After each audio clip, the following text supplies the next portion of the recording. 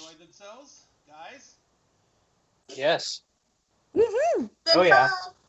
Excellent. I'm glad everyone had a good time. Everyone, all of us had a good All of time, us. and nothing bad happened to anyone. Nope. Never. Ever.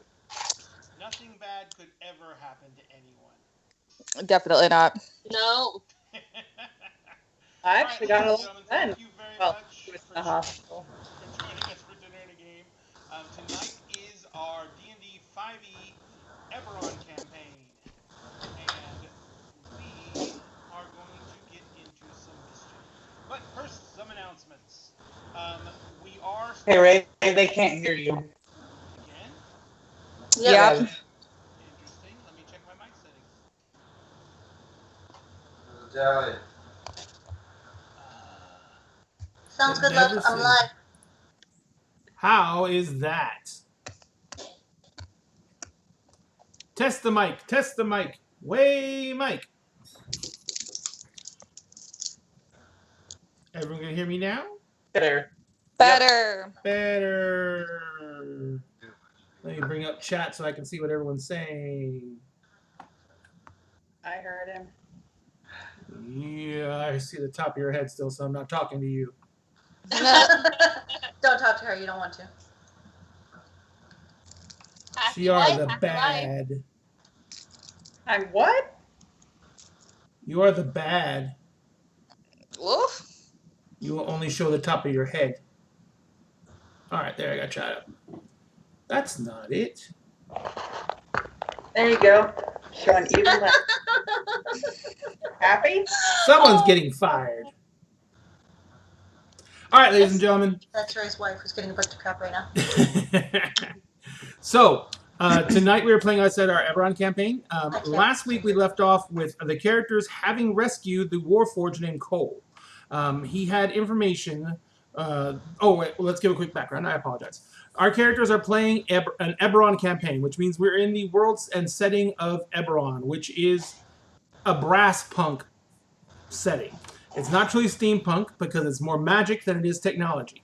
But it is a combination of magic and technology, where magic is actually taking a place of technology in a lot of regards.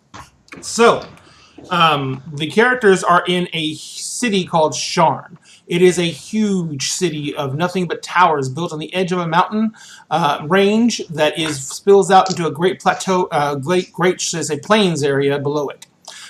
It's known as the City of Towers, and it is a huge metropolitan city. I think it's around 2 million in population, and it is very, very, very egalitarian.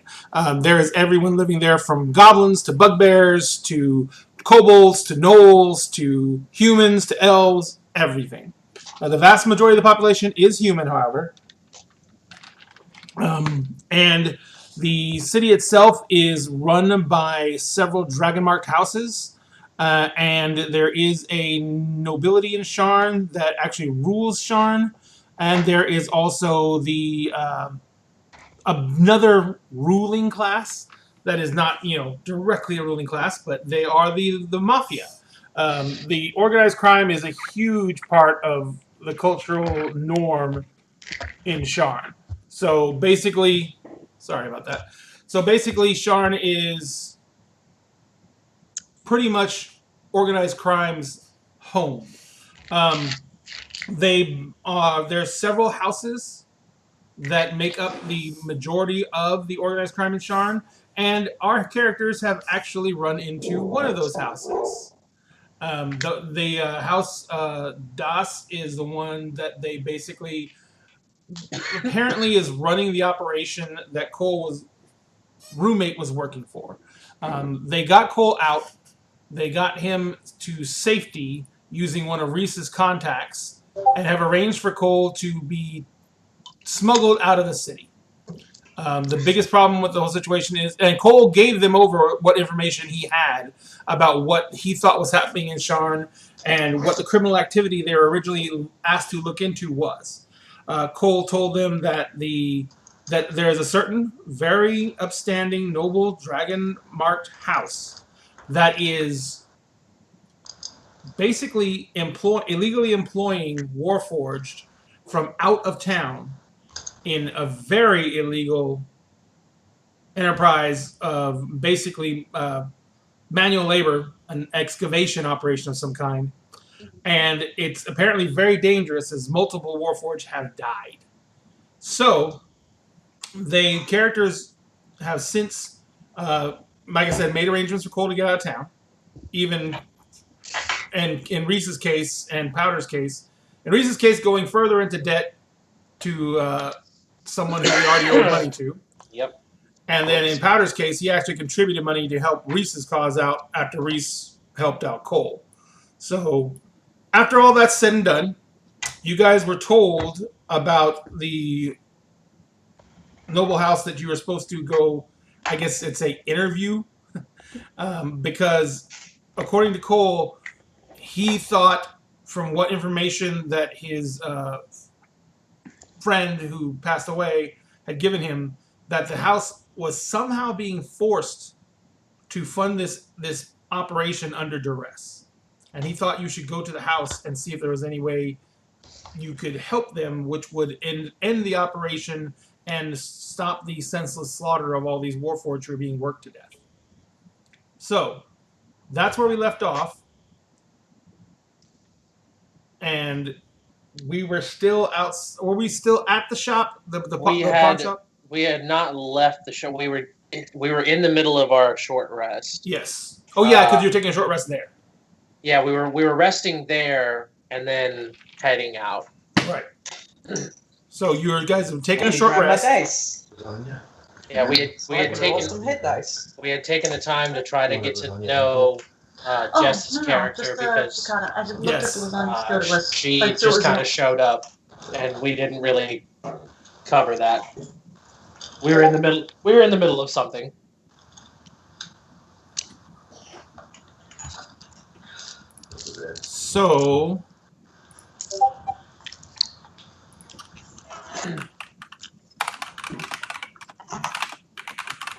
So you guys have taken a short rest. First. You were in the area trying to, you're kind of questioning Jess's character. You discover that she was the missing person that was supposed to meet you in the beginning of the quest and was given a brooch to help find you by the sergeant. You guys met up, luckily enough, on the bridge in the middle of the battle, and Jess actually saved Kessie's character's life. Hey. Because Kessie was down, and actually you'd made 2 death saves at that point, so you weren't going to necessarily die. And Josh just went poof. Yeah. Close enough. Close He enough. said he had to go grab his food.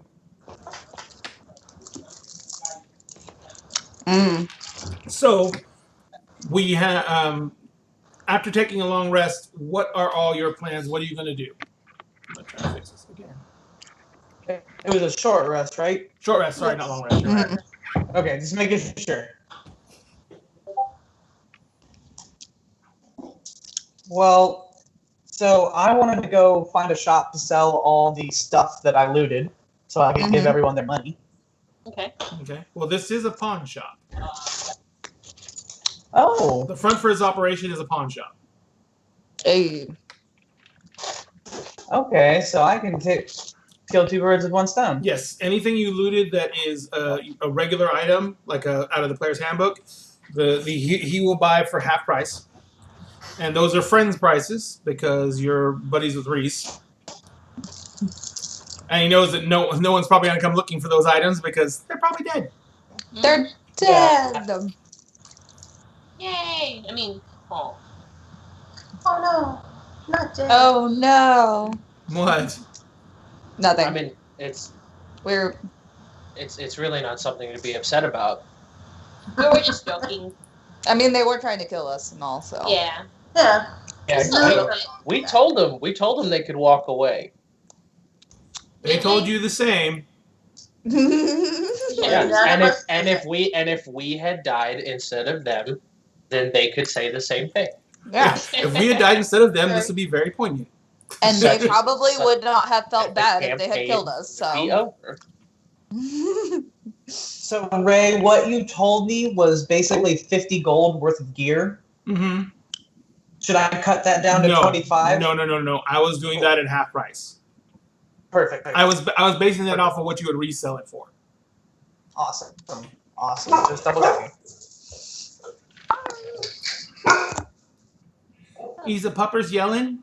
I apologize. I apologize.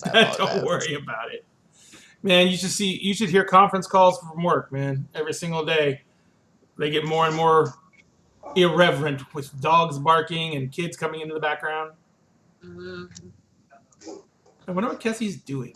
That face is incredibly intense. There's a small child running through my house, and he's not supposed to be. Back in my room. Go. I told you. You got to stay there. Thank you.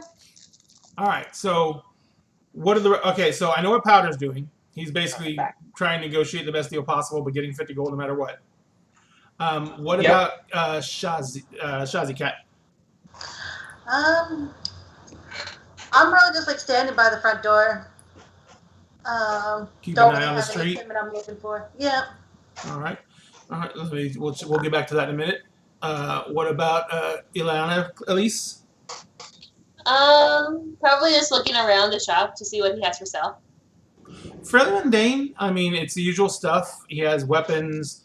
He has, any type of artifacts, jewelry, stuff people would pawn for money when they're desperate. Family heirlooms, lots of stuff like one of the things he seems to be really proud of is he has a lot of actual timepieces, which are a new fad. They're actually clockworks that are wound up and powered by springs, and they keep time accurately. Oh, that's cool. So he's very proud of those, but he also prices them accordingly. So like one's like where the cheapest one is like 500 gold. Oh, wow. Yeah. Goodness. Right? And most people are like, well, I can just look up at the sun and see what time it is. So, but yeah, so Right. he's got those. He's got a lot of artwork, and vases, stuff like that. But other than that, it's the usual pawn stuff, clutter. There's tons of weird items that you can't really identify. They must have value to someone because they have price tags on them, but me. No. Okay. I'm behind the window shop, just looking around. Gotcha. All right. Jessica, what about you? What about me? What is Joey doing?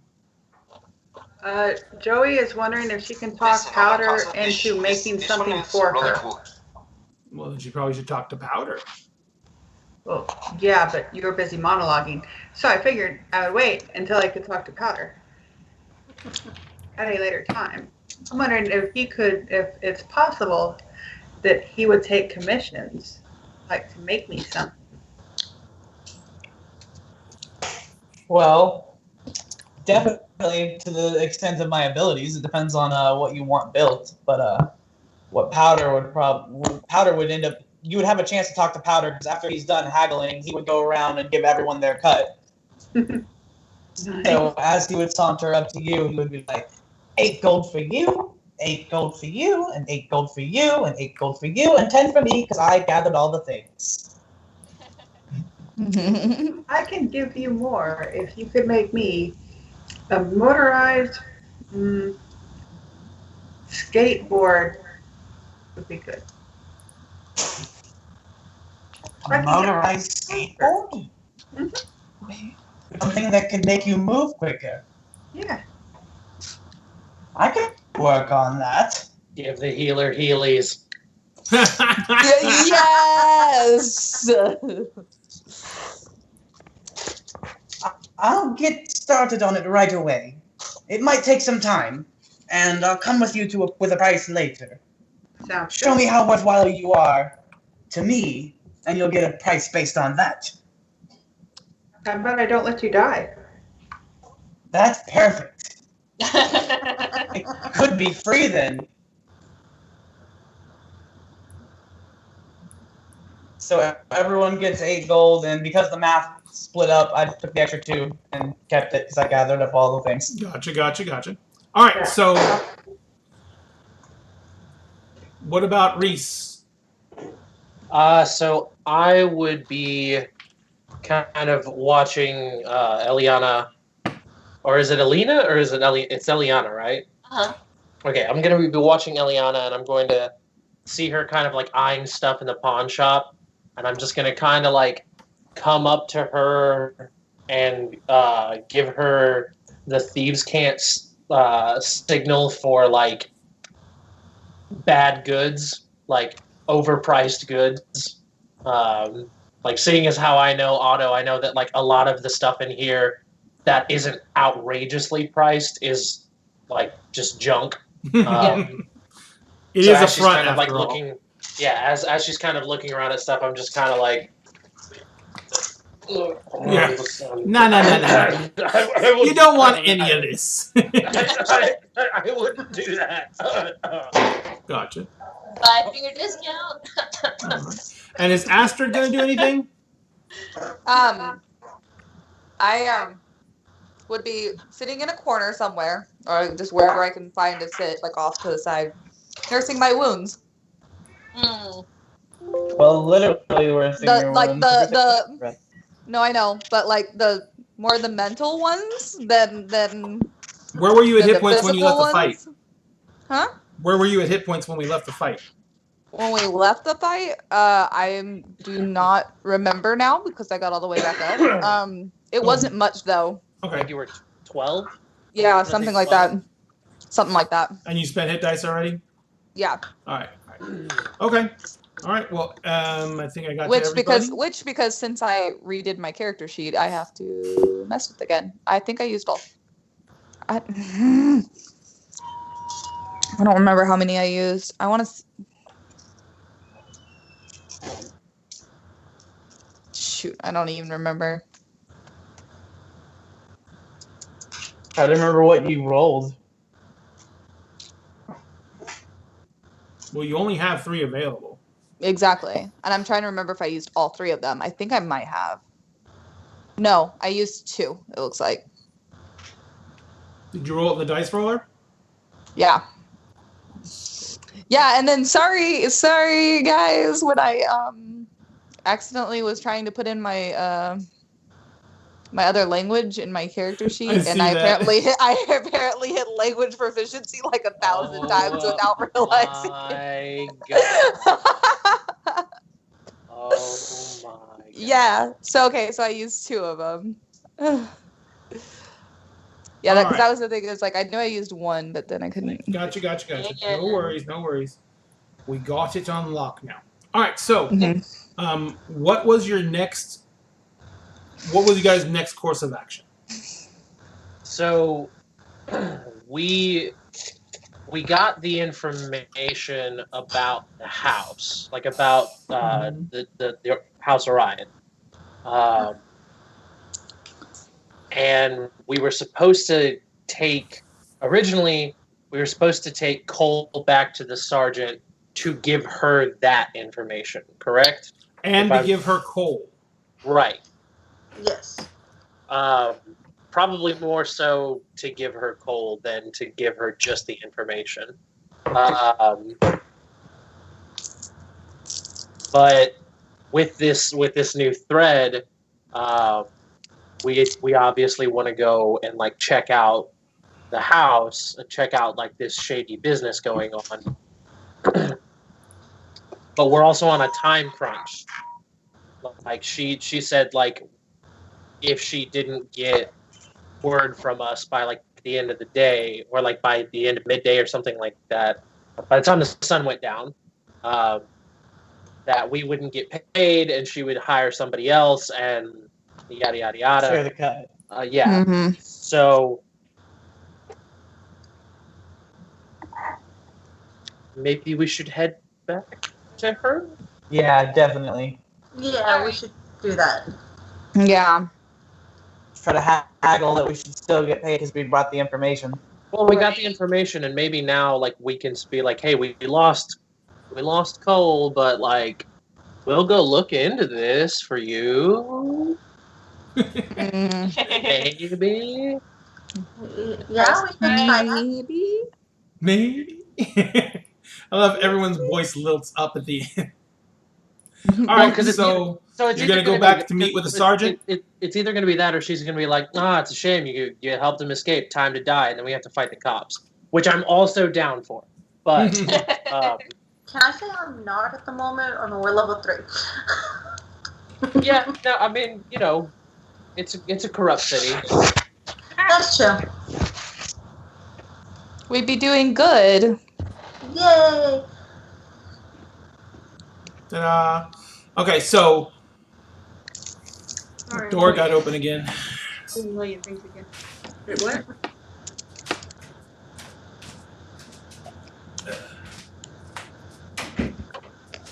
Okay, that's it. I'm locking it from this side.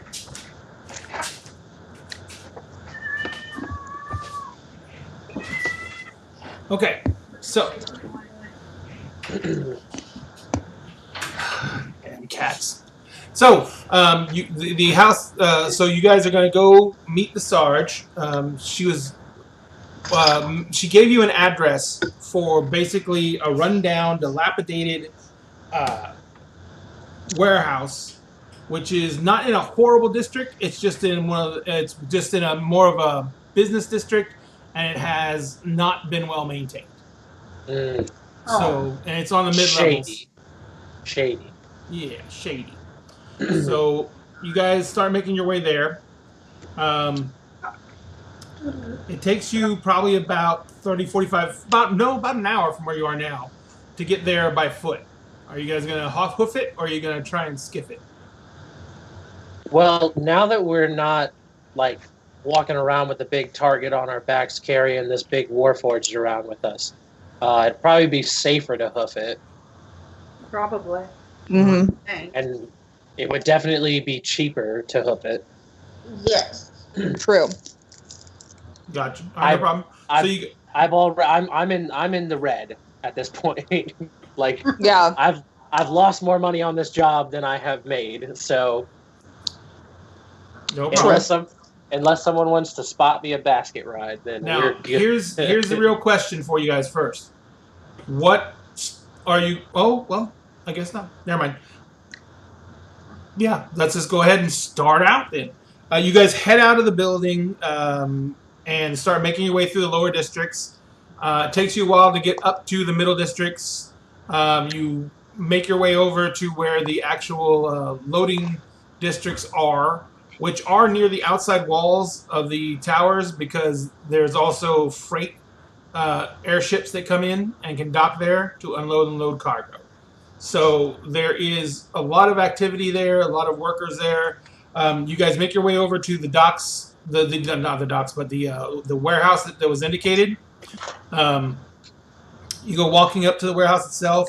It's got like an old placard over it saying, Jemmons and Sons Warehousing. The placard is like hanging only by one chain, and it's kind of swinging there. The front windows have been broken out and boarded over. The front door is like, it's still on the hinges, but it's obviously not locking anymore, and it looks like it's been nailed shut, but someone's pried the boards loose recently. Nice. And that's the main entrance from the front of the street. You can see there's also a very thin, barely big enough for a single skiff to go down, alley that goes between it and the warehouse building on its right.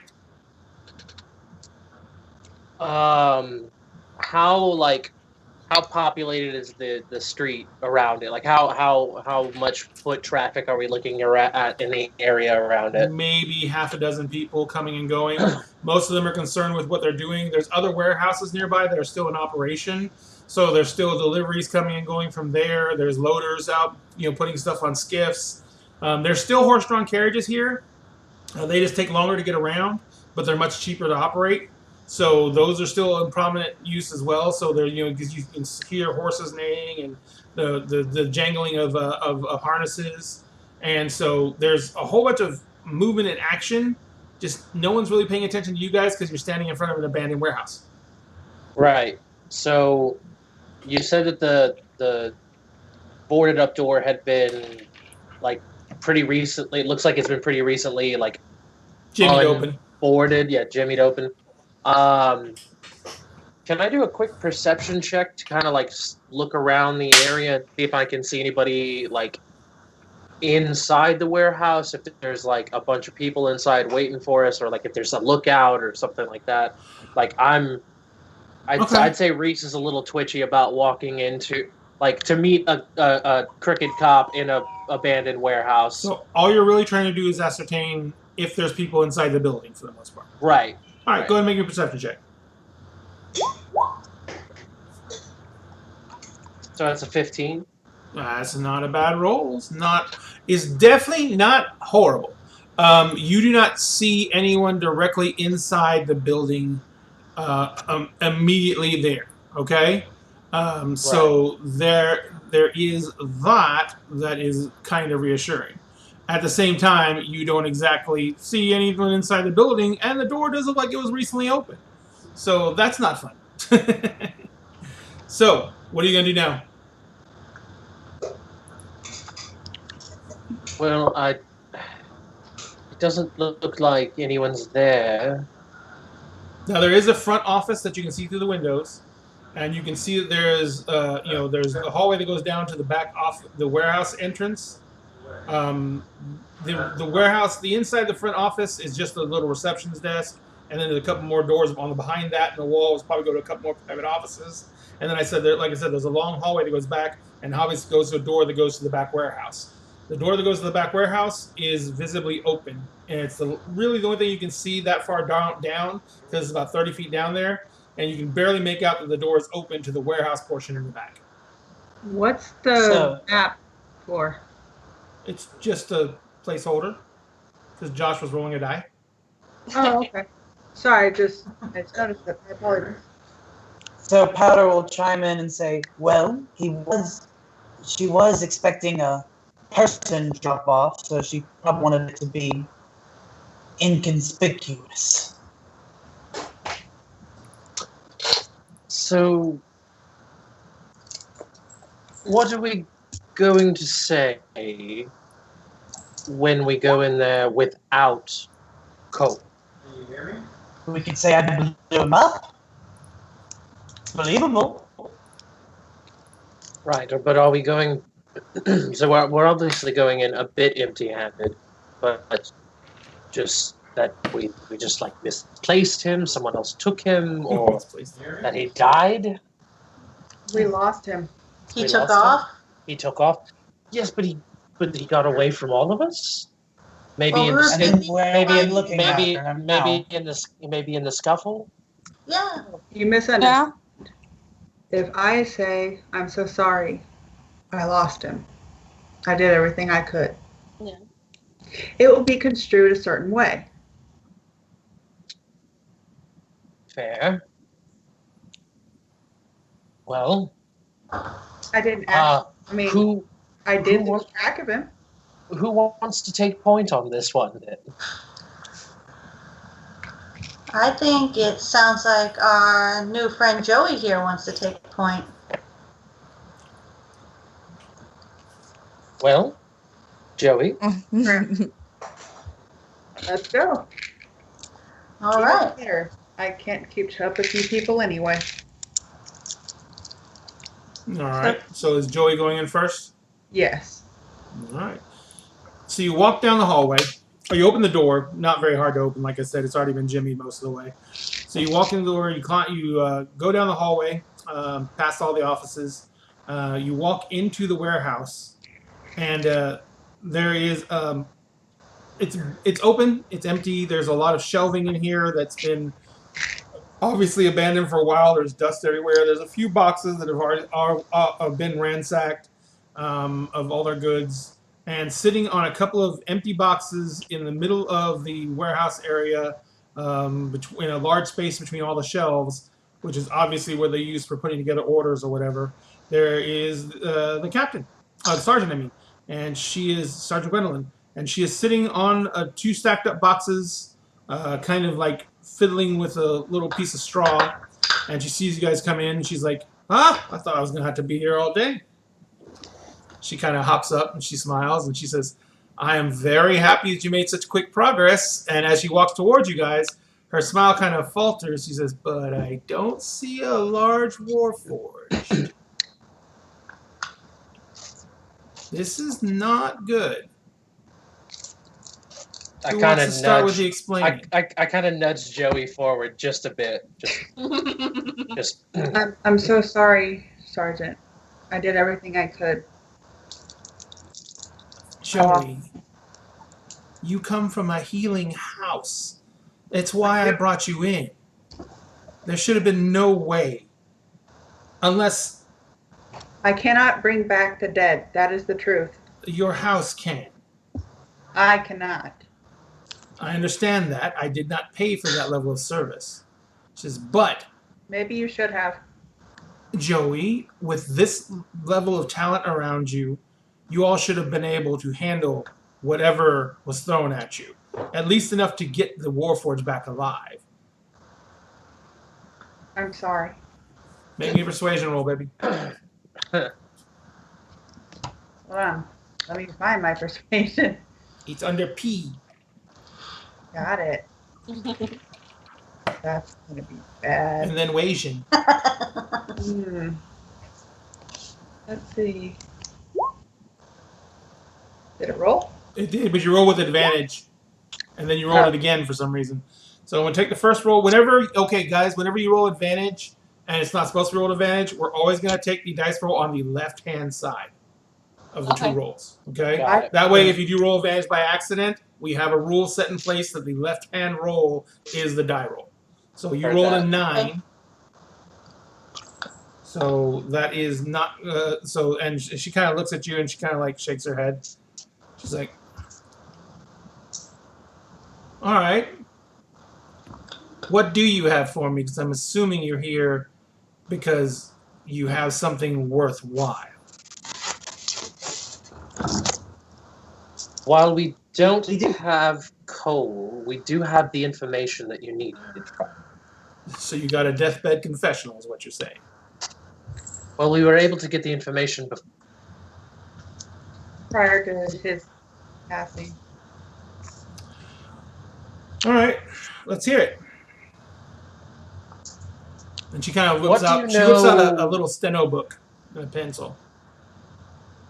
What do you know about Alden Diorion?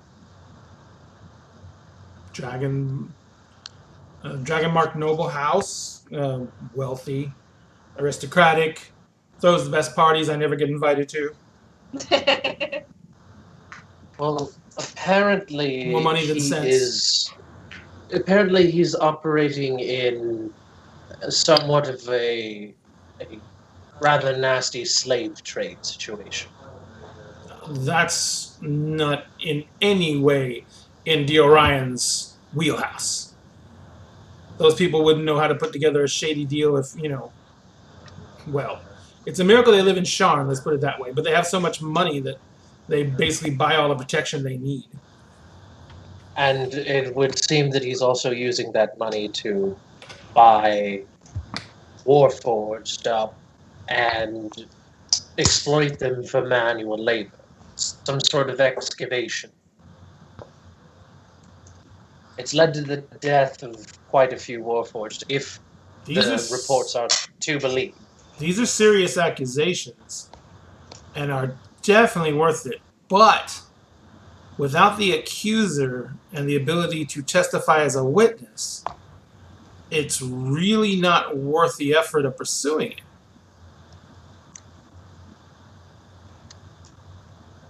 Well, perhaps if we were to obtain the information. Do you know where this excavation is taking place? Unfortunately, not exactly, but we could find out. Okay, let me ask you. House here. Let me ask you this: can you find out without pissing off House Diorion or House Orion?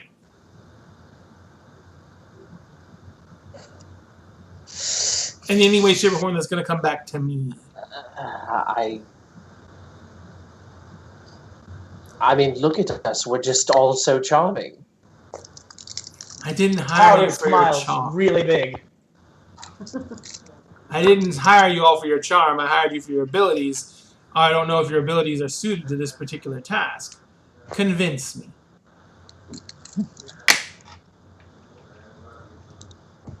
Listen, you've already dragged us all here together.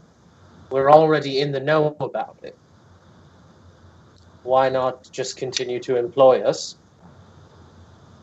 Sure, we've slipped up and let the Warforged get away, but I thought you said he was dead. yes, get away from your he got away from your lines of question. But we were able to secure the information. Josh, you need to make me a roll. You're Damn not. it, Josh! Oh my God. Damn it, Josh! Is it deception or Yes, it is completely a okay. deception roll. Oh no! She raises one eyebrow. And she's like, but doesn't interrupt you. Continue. Of course not. So we can do a quick in and out, check the house, look for records.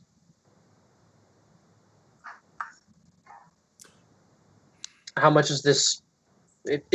If you were to blow a case like this wide open, wouldn't that be worth something to you as a professional? If this proves to be true, it would be very beneficial. And just think, all those parties that you were not invited to, finally you would be able to rub something in his face. Let's not go there with that. Let's stick to business. If the Warforged is right, and Orion is the source of this illicit slave labor, then either, I mean, the only thing I'm having a hard time with is the fact that this does not fit with how House Orion operates. I mean, throwing money around, yes, but throwing money around for something that is so beneath them. Maybe there's somebody behind the scenes, somebody twisting an arm. In that case, someone has something over House Orion.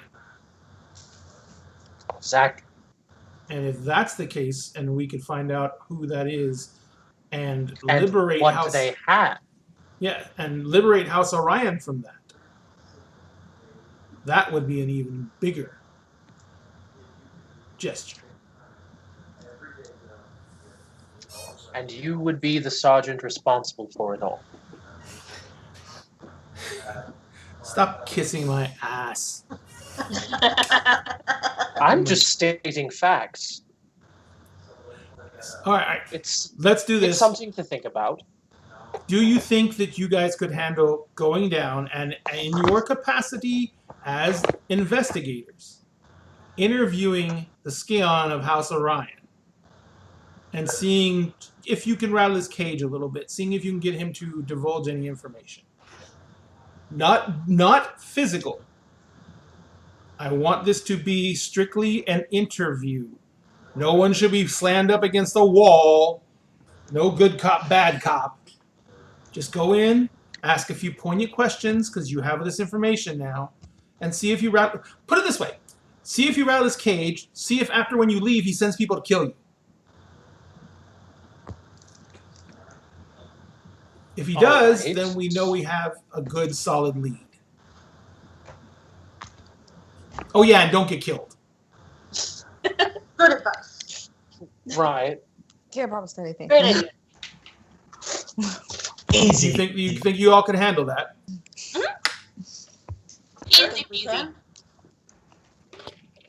All right. Well, then I'll leave the writ with you. You are still deputized. She pulls out a pouch. And she starts counting coin out of it. She pulls a large wad of coin and puts it like into her own belt pouch. And she's like, "Not worth the 50 yet.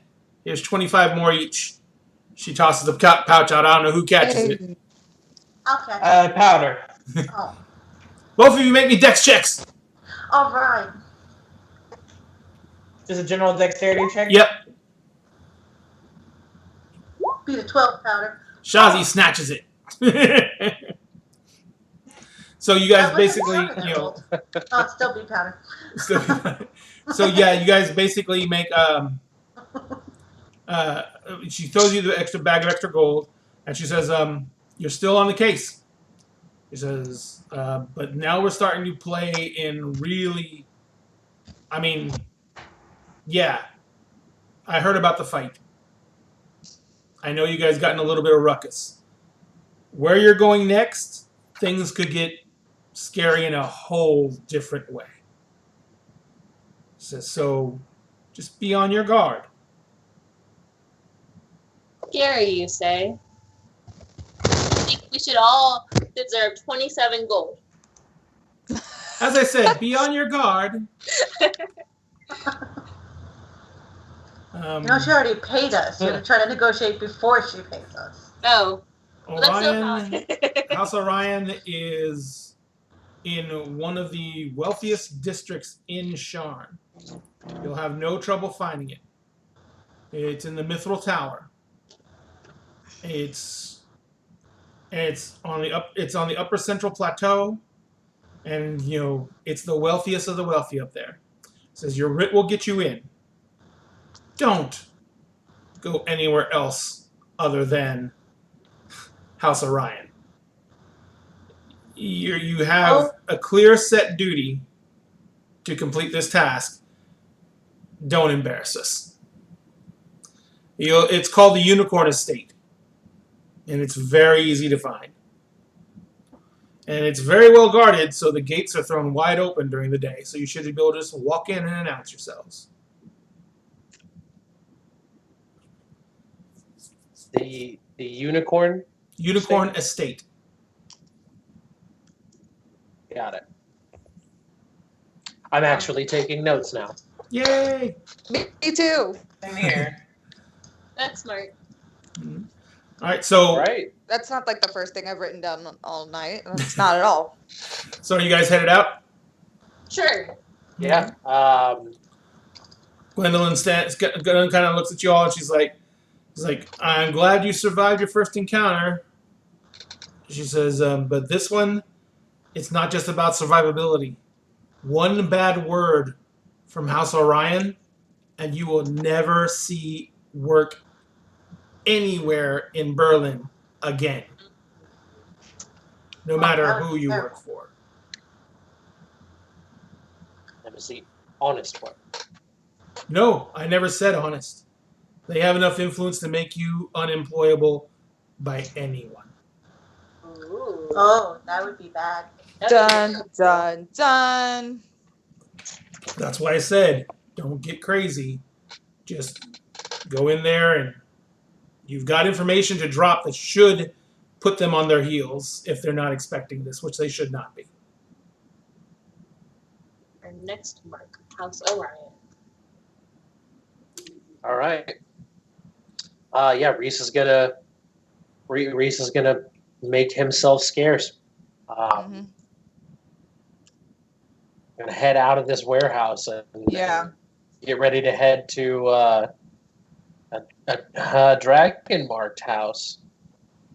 All right. And he's really excited about that. I love dragon marked houses and all things about them. Woo, woo, woo. I mean, who doesn't? Let's go. Sounds Alrighty. fun. Let's do it. So you guys Let's go. now to get from where you're at to get up to the upper districts and the upper plateau, central plateau. Number one, it's going to take a long time on foot. This is a place that's the higher up you go, the fewer bridges there actually are, because they try and restrict access by limiting the number of access points. So the higher in elevation you go, the fewer the bridges there are. And the higher in elevation you go, the more guards there are walking the streets, and the more heavily observed everyone is passing and going. Okay? So as you guys are making your way up, you notice the change is gradual through the mid levels. You don't really notice the change much until you hit right before the upper districts of the upper plateau, and then all of a sudden, there's guards standing on every gate or on every bridge. There's house guards at every entrance of every villa. There's guards outside of shops. There's Sharn City Watch doing active patrols, walking the streets in organized platoons, and they look very nice and clean. So before we get up there, I am going to do everything that I can to make myself look less conspicuous, or rather less recognizable. I do have a disguise kit, but I don't want to go all like full out and like give myself like a full disguise. I'm just gonna kind of like hood up with the rest of the crew. I'm gonna like position myself kind of in the center of everybody, and just kind of like be a bit as like nonchalant as I can. Okay.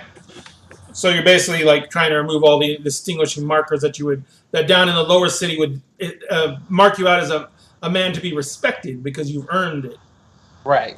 But up here, you're like, that would just mark you as a thug and make you stand out.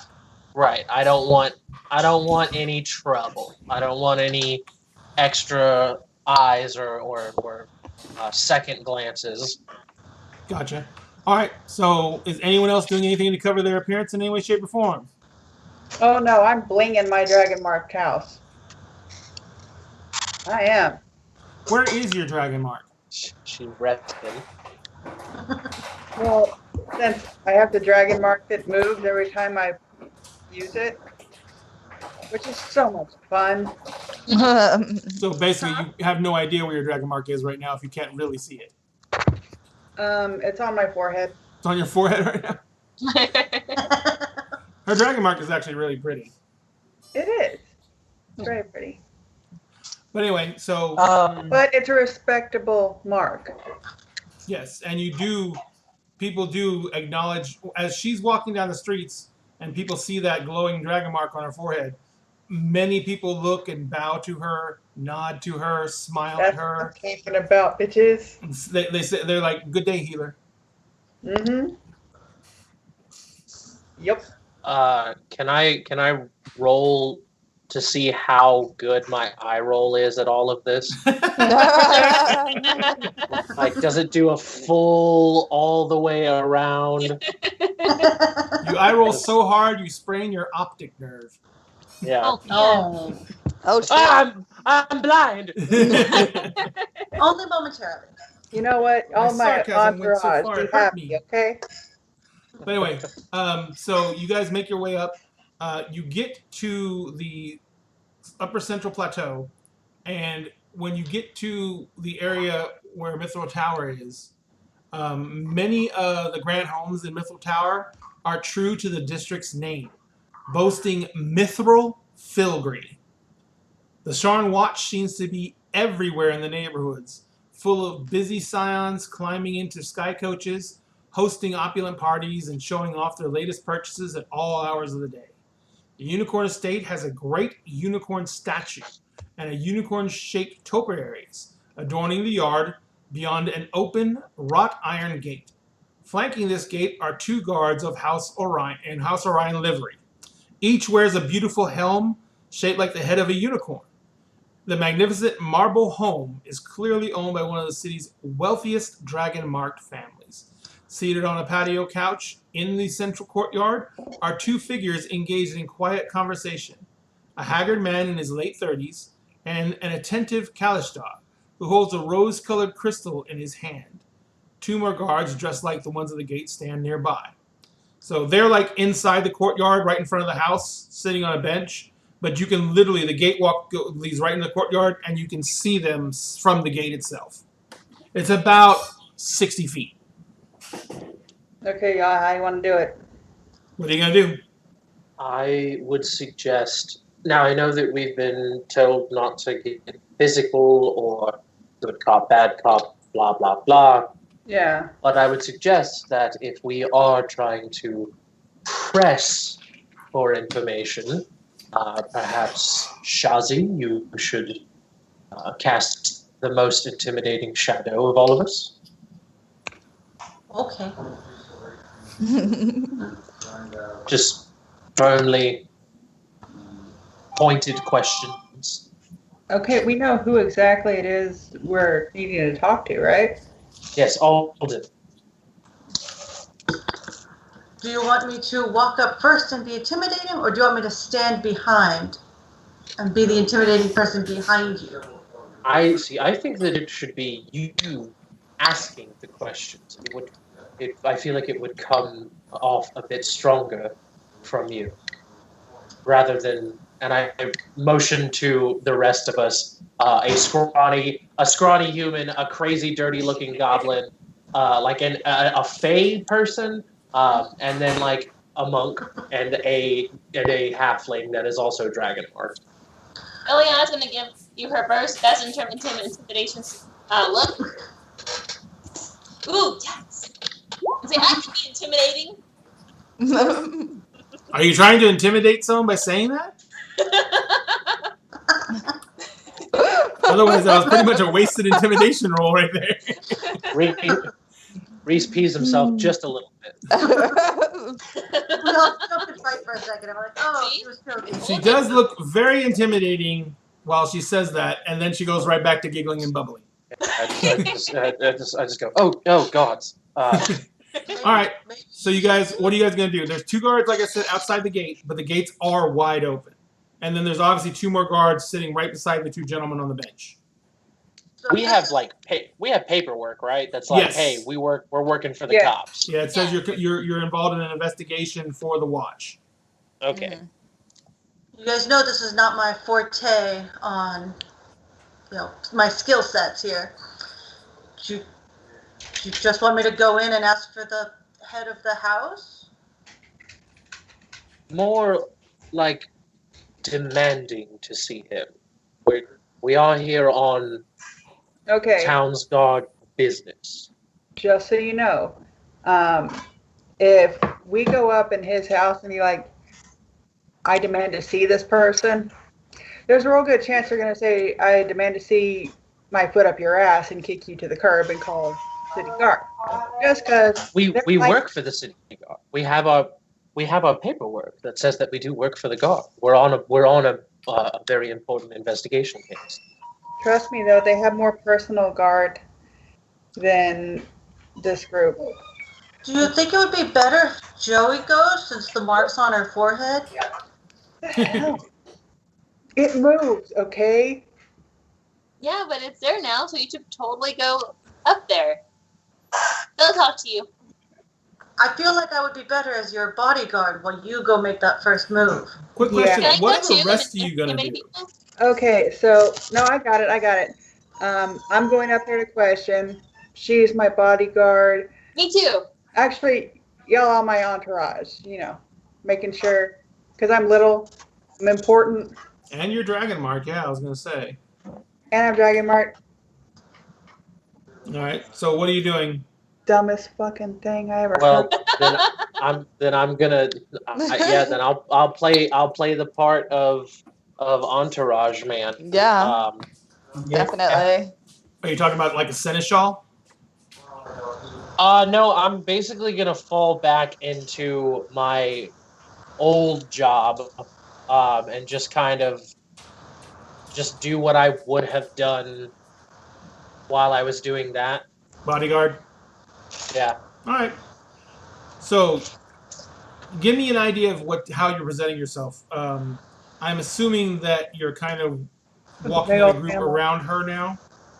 Yeah. Yes. Yeah. So I am. is someone going to speak for her to the guard, or is Joey speaking to the guard directly? Joey's speaking to the guard directly. All right. Like that. She doesn't let her servants in waiting talk for her. I No. will gladly let you talk for me. I'll talk to Orion guy. Then I will ask at the gate, and then you can speak with Orion. And I will give my intimidating glare at them. Is there a formal title I should use for you?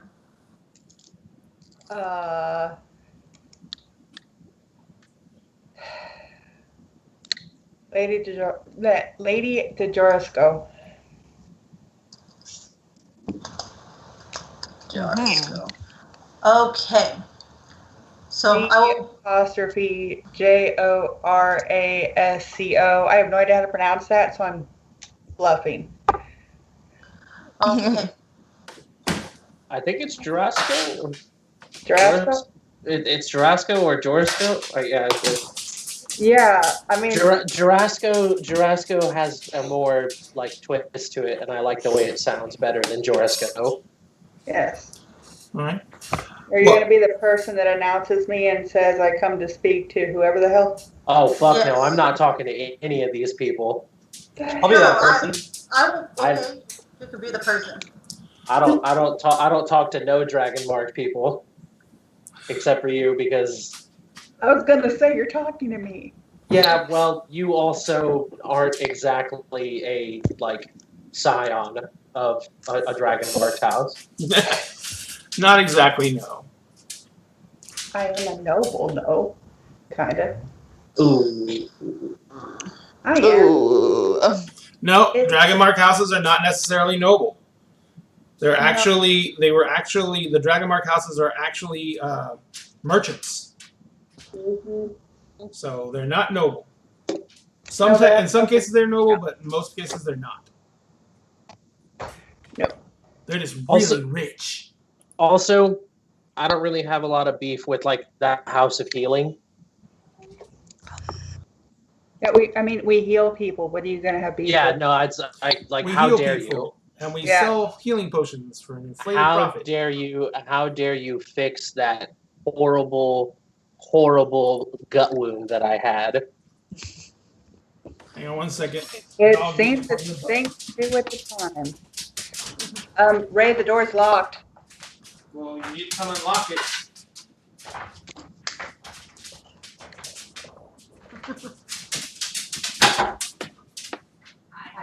Tap dancing. Yes, Drake keeps it out of the room.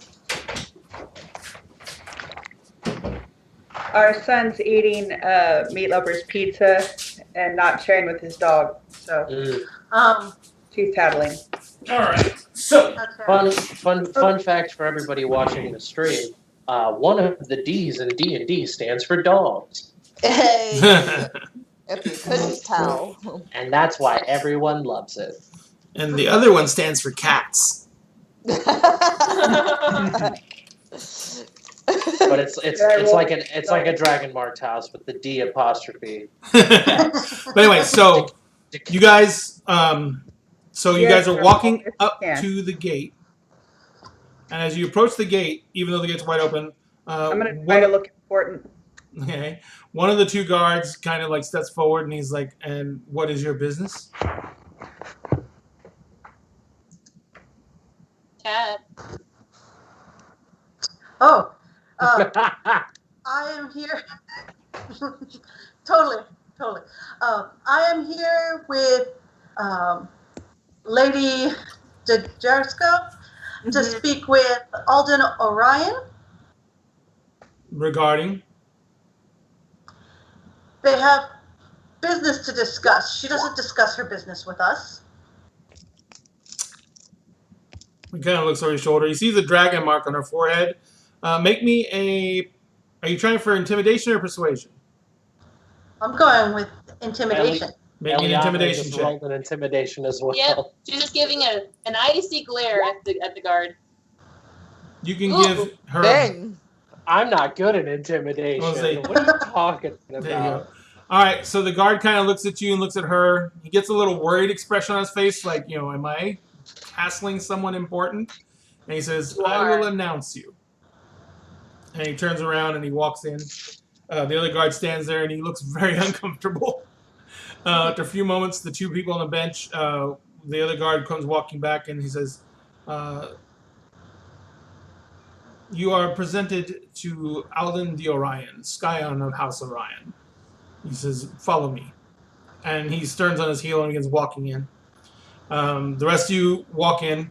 One of the first things you notice as you walk in is that the area has a very noticeable tinge of magic once you cross that entryway, that porticus, not porticus, but the gates. Okay? There is whenever you look towards the central area of the fountain, every time you look over there, there is a glowing figure of a unicorn in the center of the fountain. But every time you look away, it disappears. And it's a unicorn in reared fully up, standing upright, and it is glowing in blue magic. But when you look away, it's not there anymore. Huh. And the entire garden seems to be permeated with magic itself. So as you walk up, the two people on the couch are seated there. One of them is an obvious Kalishtar, mid-30s, male, good health. The other one is a human, a Brenlish noble. Obviously, that is Alden the Orion. He is dressed in contemporary finery, and he looks very, very tired, very haggard, and he is sitting leaning back on the bench, but his shoulders are slouched very far forward, and his head is kind of lower down. And as you walk in, the Kalishtar says, "Good afternoon, and thank you for coming to speak to us. I am the vassal of House de Orion. I am Vishati. I am Lord de Orion's assistant, and I will be able to help you with whatever business you wish to attend to with my lord today. He is not feeling his best." Oh no, I hope he feels better. I'm sure that with Can I time help? things will go better. What type of business do you have with House Orion? Well, I'm not concerned for his health, but He kind of notices the mark on your forehead, and he says, Mhm. "Oh, it is not something that the healing houses could pertain. It is more of an ailment of the soul and the heart." Ah,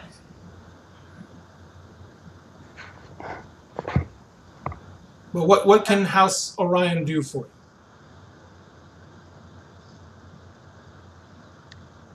I forgot.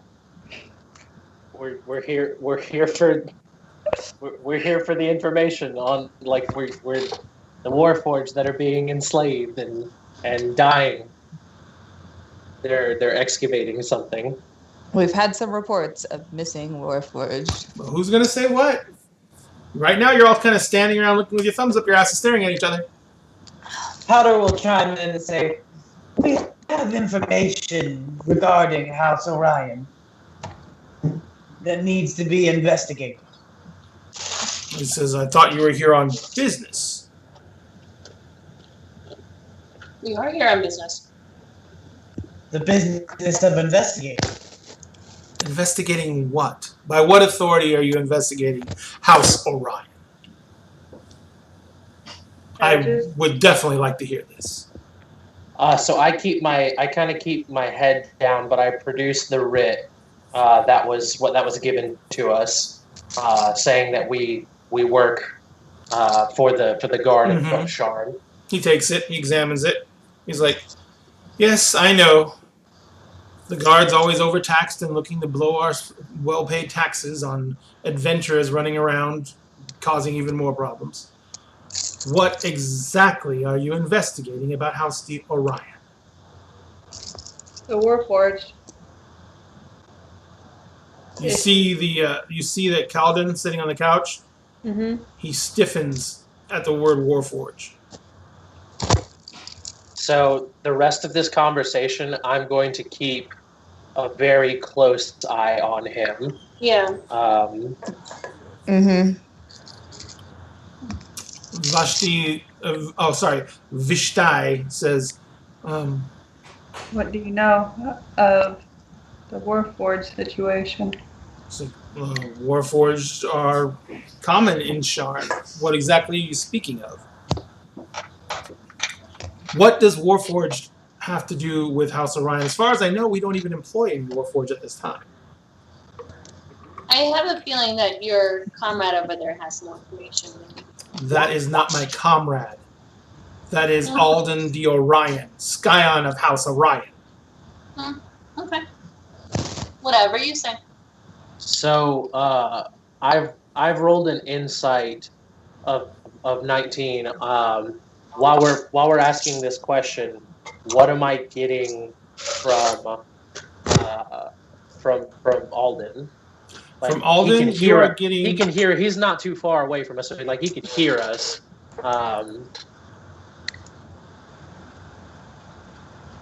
So he is basically sitting there, and he is. He seems to be going through a turmoil of emotions on his face. He keeps on reverting from anger to absolute sorrow, depression, to just an anguish and turmoil. When the word Warforged was said, it was all guilt and remorse and regret and sorrow. Okay.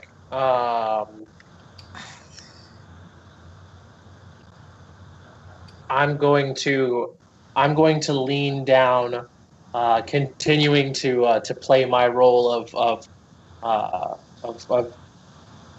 humble servant to Joey, and I'm going to say, "My lady, perhaps we could ask to see the records of their most recent employment. Mm-hmm. This would clear the matter up rather nicely. Probably. That's a good idea. And then we could get out of their hair." Okay, what he said. He whispered it to you. Yeah.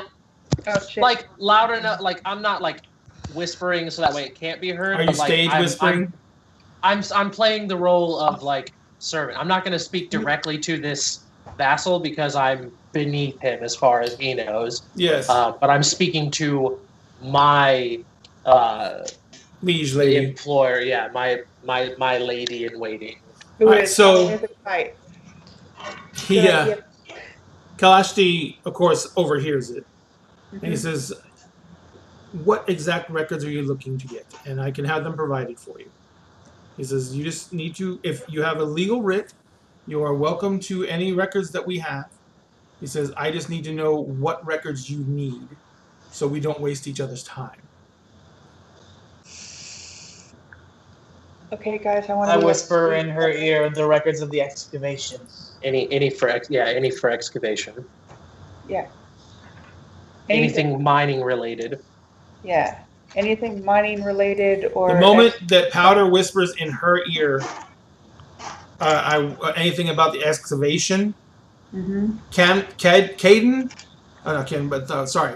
Alden? Alden, like, literally gasps like he's been stabbed and, like, drops his head into his hands, and you can see that he is almost weeping. He's holding back tears. Oh, goodness. Are you? Oh my. I produce a handkerchief. Vishtai goes over to him and, like, puts a hand on his shoulders, and he looks up and he's like, I don't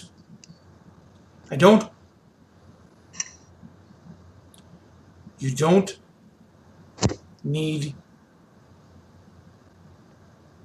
to worry. This will all be over soon enough.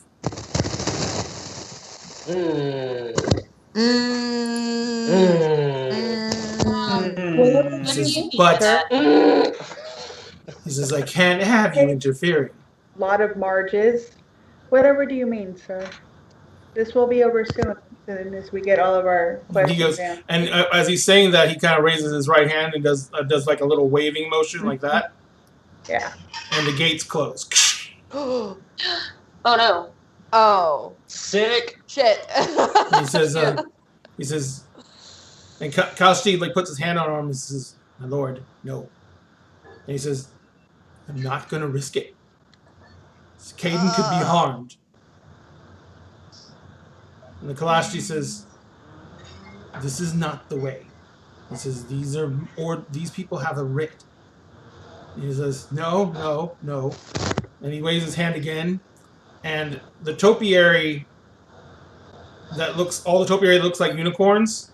Uh huh. They're all like in different positions. They all step down out of the bushes. Oh no. Oh And they're all like walking animated statues of unicorns. So as he's like making these motions, did I hear you say Aiden or Caden? Caden. I want to make sure I say the Caden. C-A-D-E-N.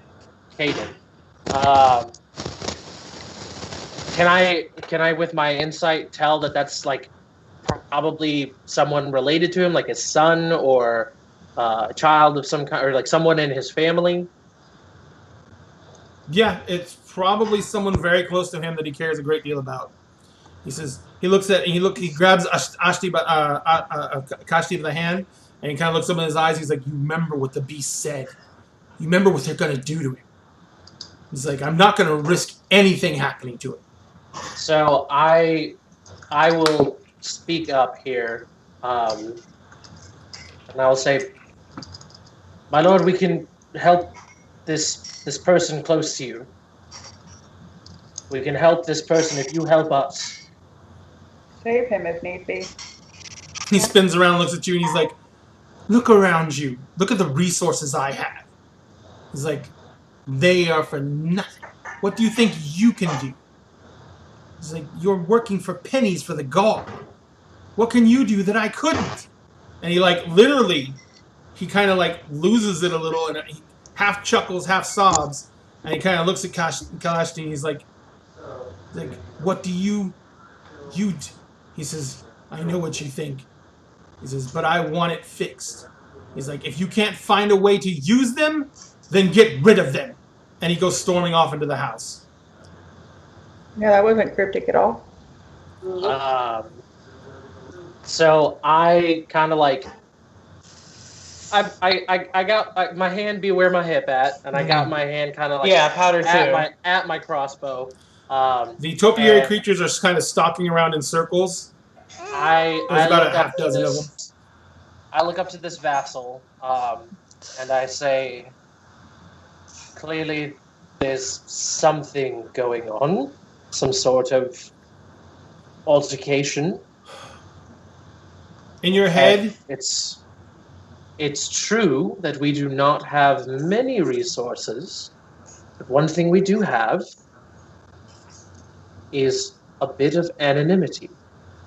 We are not exactly tied to the house here. If you explain what's going on, we can approach it from an element of surprise. I'd rather not get into a large scuffle here in a house. Vishtai kind of raises his hand. He's like, "First off, no scuffle would ever appear outside these walls. It would be unseen. No one can even see through the gate anymore. And you'd never make it over the walls. They're warded as well." It's like, and these creatures, well, if they ever do actually die, I've never seen it. But that is not what we are going to discuss. Caden is the heir to House Orion. 1 month ago, he was abducted. Why? We don't know for sure, but a half-ogre showed up making demands 5 days after he was abducted. And he brought us an understanding of what would happen to Caden if his demands weren't met, her demands weren't met. He said, he brought us Caden's pinky. Caden is 9. He's 9. I have no, and this part happens in all of your heads at once. I have no doubt that Caden will die, regardless of Alden's actions or inactions. He says, please, if you can, save Caden, return him to his father. House Orion would owe you a great debt. You see how broken the man already is. He cannot take much more of this. What were these demands? They demanded tools and disposable workers for a hazardous dig in the nether regions of the towers. They're looking for a device that they would not identify, but that is apparently fairly detrimental to those around it. So we made arrangements to employ Warforged who were lost, destitute, and provide them with their workforce. It has been tearing my master apart. I imagine so. What happened? I mean, when Caden didn't come back, did you guys supply the tools and the Warforgers? Excuse me? You said that they stole Caden from you, and they promised to give him back, right? If you gave him the tools and disposable workers, and you Actually, gave him... you're inferring something that was never said. They never said they give Caden back. They just said they do worse to him. Okay. Okay. And they Do showed you what have they were any willing to do. idea where he could be? So Is there the a lift, meeting point or anything set up? he says, there is a lift about 5 buildings down. It is listed as broken, but you can jimmy it to make it work again. This lift will take you straight down to the lower regions of the Sharn underbelly. He says, from there, you can find the dig site. It's on the same level, in the same area. He says, if there is any Warforged that are left there, they're being kept there. He says, but it is heavily guarded, and it is in pitch black.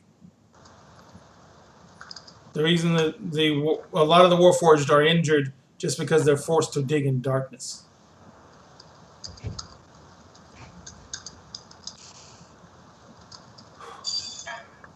If you can rescue Caden,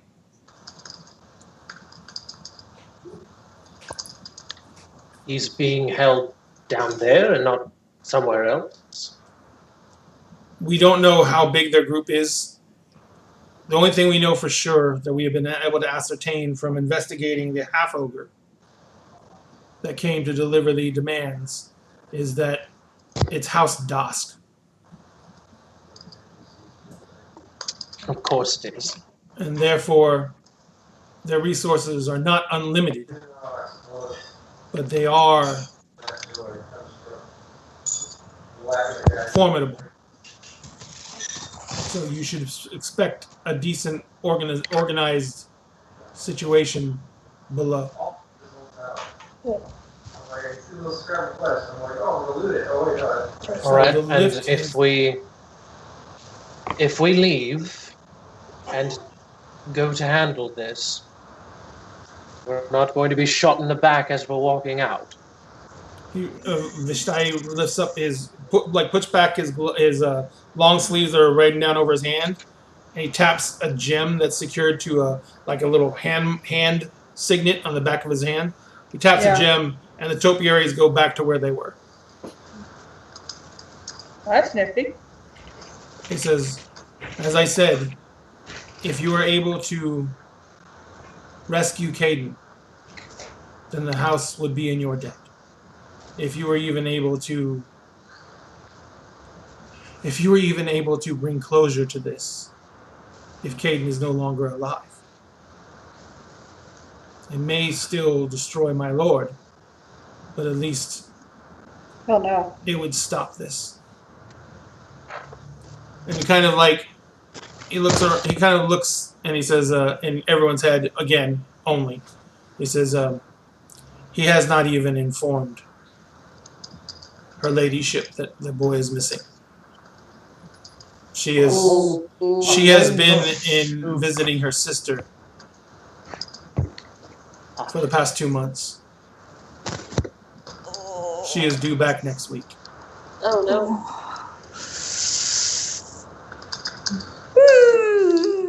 Trying to keep from your significant other. Wow. Yeah.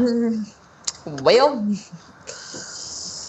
This, Then I suppose we should look into it. Yeah. yeah. The sooner the better, because if that boy is dead, then this needs to stop one way or the other. But if he is alive... never mind. Yeah, I was going to say, I'm rolling insight on this guy. He seems pretty... It almost feels to me like he is kind of wanting this kid to not be alive. Did you roll insight already? Okay. Yeah. But how would he benefit from it? I don't know. With that roll, he rolled a 19. He said he is. You see that there is more like a resolve. Like this is not something he wants to be true, but He's just something... like he's accepted the worst and is ready to be pleasantly surprised Yeah. rather. These people were already horrible enough to torture a child. You know, the odds that they would have kept a child alive this long, because remember, he's been gone almost a month. Right. You know, it's not. This. But they only sent the pinky. They haven't sent any other body parts up here. Because he's been supplying everything since then. Well, that's a good sign. So he says, just do what you can. He's like, this is destroying this house. One way or the other, it needs to stop.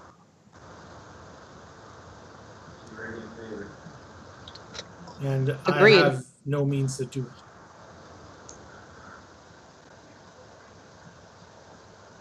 Understood. Said 5 buildings down. Yes, you'll see it. It's got a closed for repairs sign on it. So I kind of, now that these magical guardians that were circling around us probably trying to kill us, they're not there. I'm gonna not have my hand on my weapon anymore. Mm-hmm. But I look back to the closed gates and I say, anything you can do about those doors opening? He's like, oh, I'm sorry. So and he kind of like reaches up his hand, same thing, snaps. Well, he snaps his finger, and the gates swing open silently. Sure. I put the hood back up and I'm getting out of this house while the door is open. Yeah. Yeah. Same. Get gone. Ditto. Gonna haul my stubby little legs. So are you following the directions he gave you? Yes. Yes. Yeah, so once we're not on the grounds of the house anymore, I kind of stop with the group. I go, this is the worst escort job that I've ever been a part of. I mean, this isn't how I've ever had an escort job go, so I suppose we should just go ahead and try our new escort job. Are we So- going tonight? You know what? All they really have to do is take that pinky to my family's home, and they could tell you whether or not the boy was dead or alive. So Or have a wizard scry There's- with it. there's something that might get in the way. At least for me, I can't see in the dark. I can help you out a little bit there. It's not much, but You have a gun like that? and I look around for like just any like a loose stone or anything. Ton, yeah, there's like topiary stones and stuff like that. Not topiary, but Cool. garden path stones and stuff like that. I pick up a stone and I use my artificer infusion ability to make it light up 5 feet. Hefty. 5 feet. Wheel. Yep. 5 foot radius light. I mean, it's something. But it'll illuminate the area around you. I will follow behind you. The problem is, wouldn't that make us a target in the dark? Oh yeah. Definitely. You know how anglerfish work. Except this is more of a reverse anglerfish. Right. We're not being predators if we're sitting there lighting the way. So anyway, Oh, That actually took me a minute to like, fish? What the hell is he talking about? It And then Finding Dory popped in my head. really is. It really Right. is a shame that you sold all those weapons and stuff. Because if we could give the Warforged weapon, that's just a few more hands on deck when things pop off down there. that's assuming they're willing to fight. I mean, I feel like if you armed any slave, that they would be ready to fight their enslavers. I have a crossbow and a dagger that I don't use. you're gonna incite a rebellion? Hell yeah. Yeah, like, I mean, listen, can we like talk for a second about Go how for it. like, yeah, this guy's kid got kidnapped and like that sucks, but he has like doomed a lot of sentient beings to die in a hole. Yeah. And Like, Terrible.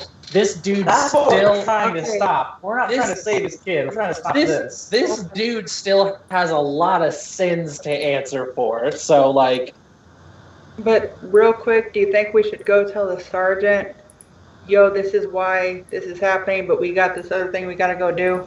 Just go I mean, quick. we still need to take a long rest because we want to be 100% when we go down there.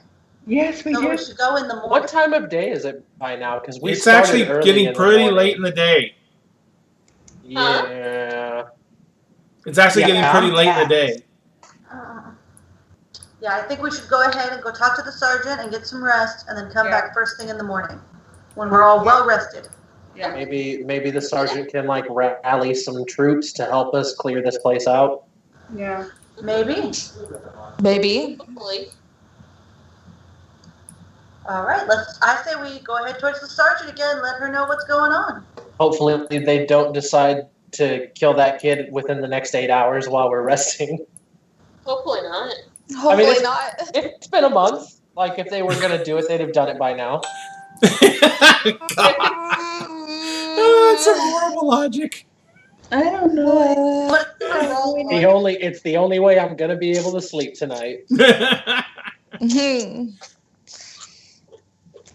my real problem is that the logic's not wrong. So, Yeah. I mean, his pinky was sent over a month ago, Mm. and that's it. There's been no communication since then, which is kind of weird, in my opinion. Call me crazy.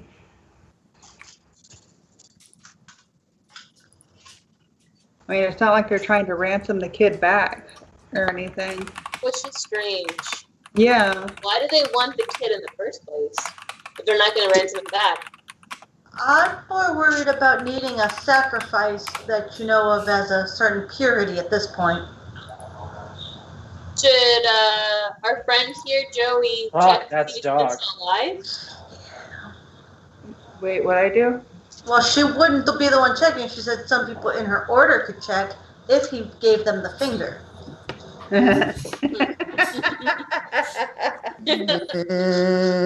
Nothing good ever comes out of someone getting the finger. Whackity schmackity do.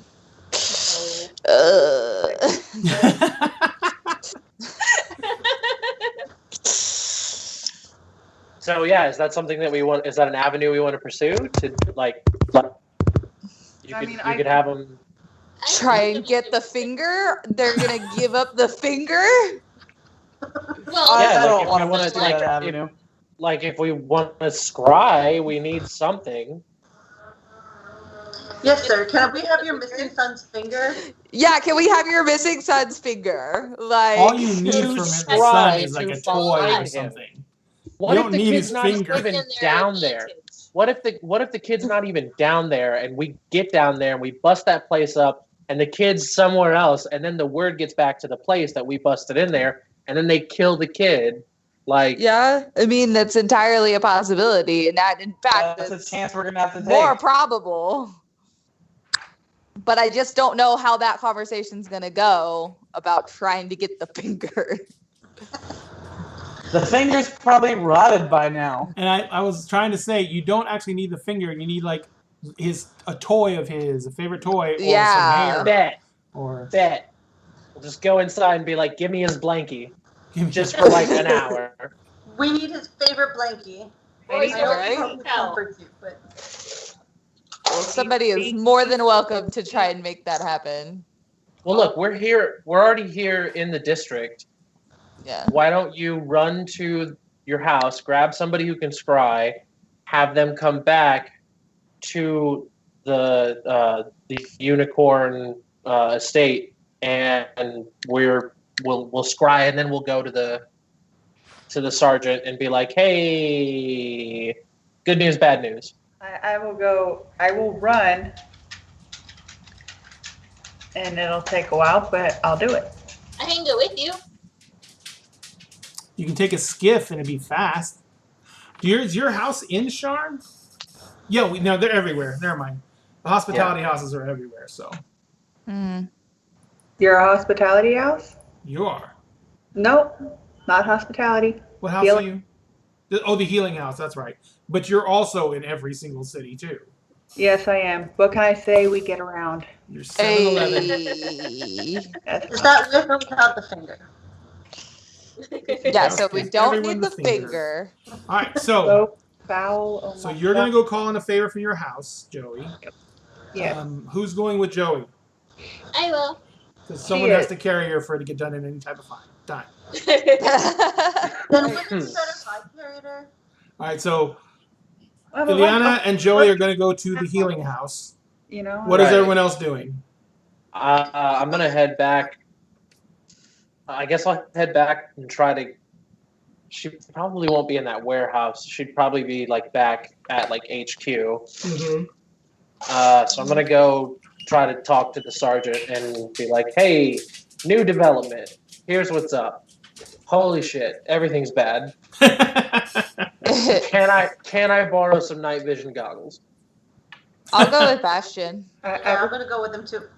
By the Yeah, way, I'll go in. halflings don't have dark sight either. No, we don't. I need 2 pairs of night vision goggles. That's Why don't we I just can split make- the team? I need 1 pair of night vision goggles, and I'm gonna cut it in half and put one on my eye and one on her eye. Monocles. Yeah, Dark I can make vision another rock. monocle. dark vision monocle. That's the shit. It's more like an eye patch, really. Disadvantage on all ranged attacks. It's gonna be one of those ones that It's comes around. it's more like an eye patch because that looks more badass. Heck yeah, man. Like I said, disadvantage on all ranged attacks. You have monoscopic vision. Look, Whale shit. look, I'm already got. I'm shooting in the dark, can't see shit. Like, I already have disadvantage. I feel like this disadvantage would be a little bit less. All right, so so you're going back to captain. Who's going with you, or the sergeant, I should say? Everyone else. Everyone else? All right. Yeah. Well, I'm going back to my house. They're going back to the other places because we're going to try and get this shit done at once, I assume. Oh yes. All right. Yeah. So Ticking clock and whatnot. let's do the halfling excursion party first. Damn it. So you make your way to the healing house. What's your last name? Jarasco? Okay. Yeah, Jarasco. The healing house of House Jarasco, That'll which work. that is a that is one of the halfling healing houses. The halflings are the only ones who can have the dragon mark of healing, so they kind of have a monopoly on that. Now, it's not a charity house. Nope. In any way, shape, or form. All services are paid for. They do have Charity Tuesdays, but other than that, all services are paid for. They sell healing potions. They sell, other potions, enhancement potions. They sell med kits. They sell the works. They also provide all healing services there as well for cost. So you get back there. Oh, pardon me. I'm sorry. And you basically come walking up, and your symbol is still bleeding on your forehead. Yes. So you're instantly recognized as a member of the house. But your character, what's her standing within her house? Crap. I didn't roll that. Was I supposed to roll that? No, it's something you kind of decide. Because if you're a full member of the house, you're expected to serve in the house. Okay, so not the best because I don't want to serve in the house. I want to help the people. I don't think my gift should be, for sale. I want to help people who need help. Okay, so that's anathema. Oops. You go against the teachings of the house. You are in a box. You want to be out of a box, but you are in a box. I don't like your box. So basically, you're not a member in good standing of House Jarasco. You wear the mark, so you are D. Jarasco, but you are not in good standing, which means you have no real means to call in a favor. You have no clout. You have no collateral. You have no family name to call on. You are a member of the family in name alone. Oh no. You done with that? Goodness. Nope. Rub it in. What the fuck, dude? May I suggest a pretty please with a cherry on top? And go to the aunt that loves you the most. Go to the aunt that loves you the most. That's on another continent. Oh. The aunt that loves me the most. That's not good. Can you give her a ring or shoot a text message? Oddly enough, there are phone calls. Let me Email. just Sending my stones. items real quick. What'd you say, Junior? There are things almost like it's almost like oh my gosh, I can't remember what it's called now. More with the telegraph, where you could telegraph a message over. Yeah, they use sending stones, and basically there's stations all over the place, and you pay for a message to be sent, and one person reads the message to the person on the other end of the sending stone. They write it down, then they deliver it to whoever. Oh, well, there you go. It costs money. Yeah, how much money? 5 gold for every 25 words. Okay, dude who talks gooder. Gosh. Yeah. I need to tell my house in 25 words.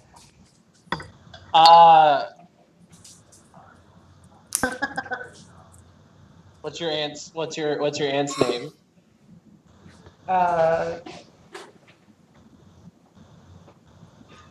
Let's see. This is just because I've got J on the name. Joni. Hey, I'm Joey. This is Joey. A lot of Joes going around. That's why you're the favorite. It's a family thing.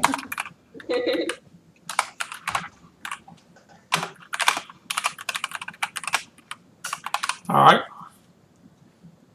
Josh is counting. I don't know what you just said. I said Josh is counting.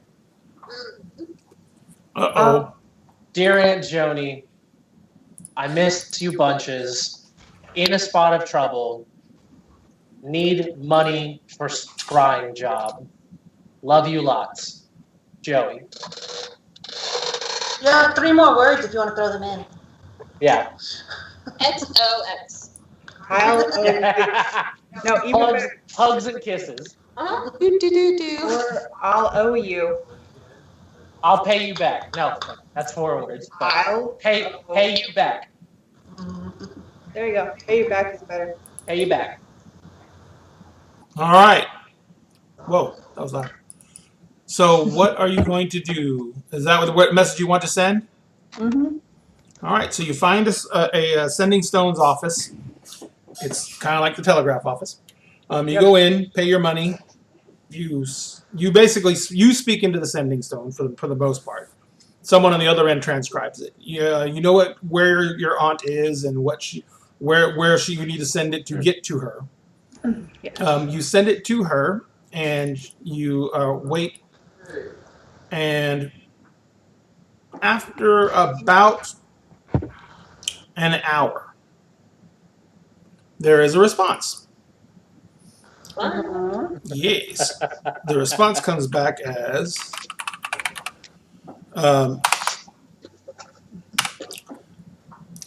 Joey, Nah, fam. you chose to leave this house. The only favor I will accept is your return.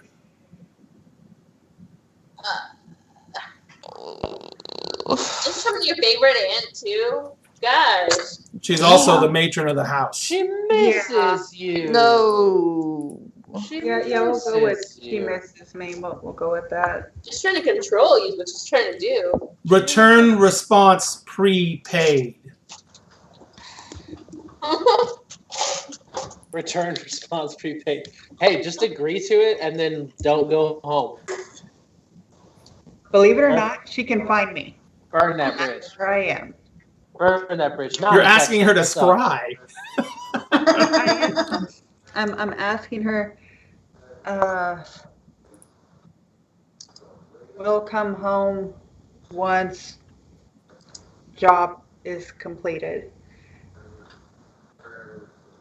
You still have plenty of words left. Is that all you're gonna say? No, because I need to tell them what it is I need them to do for me. Since I'm agreeing, I will come home and work for them again when I'm done. Oh with no, we just need the money. She just needs to wire you some money if it's possible, or do a line of credit here, and they're gonna do the scrying here, not her, right? Because otherwise, we're just gonna have to send back and forth, and that's only 25 words. It's not a great. Right. Well, it's You know, it'd be- it's 5 gold per 25 words. So and if she you already go paid over- for my response. So cool. You used 8 words so far. She never said that it was only paid for 5 gold. I tell Aunt Joni the whole story of what I need and her to come back and Give me money, me, money please. Money. I am a money, eating a lot right now. Money, please. a little boy's life depends on it. Money. It does. The response is sending Germaine will be with you momentarily. Wait, what? And then there is a pop. And there is a male halfling standing about 5 feet from you. Well, that's He's Nice. older. Well, shit. He's about Good to middle-aged know. for a halfling. It's Um, good to he's- know that I'm not the only one getting further into debt in this quest. He looks like a an office person, a cleric, a national cleric, not a clerk. He No, a looks clerk, like- not a cleric. He looks like an office. Yeah, looks like an office. Looks The like a whole person office. from the office. He is built. He is built like a brick shit house. But anyway, so he's standing there, and he's standing there, and he kind of like gets this greenish. His face kind of goes, kind of green, and he like runs over to a trash can and throws up. Yes, love. You okay? Ah, yes, that's my favorite trope. That's my favorite teleport trope. And he turns around and kind of looks at you, and he's like, "Oh God, I hate teleporting." He's like, he kind of looks at you, but his face lights up when he sees you, and he's like, "Joey, it has been so long." He comes walking up, and he's like, "And look at you with a mark on your forehead. It's like an advertising billboard. We taught you so well." He's like, Every time I use my know it ability- moves. You're one of the unsettled ones. That's why you left in your huff. And it's like, I can't believe you just don't want to charge. But that's not the point. I'm not here for that. No. Your aunt sent me because apparently you need help scrying something, which means you need money. Yes. Ha ha! I have money! Excellent. Yay! Yes. Oh, we should move. Where are we And going? he like grabs you and moves you over. You're in about a 10 by 10 room, is what this thing says. And there's 2 more loud pops. Ah, And there are 2 huge hulking warforged, fully armed to the teeth. And he's like, and bodyguards. for you? Whatever. For me, I have money. You don't have any money. You don't need me bodyguarding. bodyguards earlier today.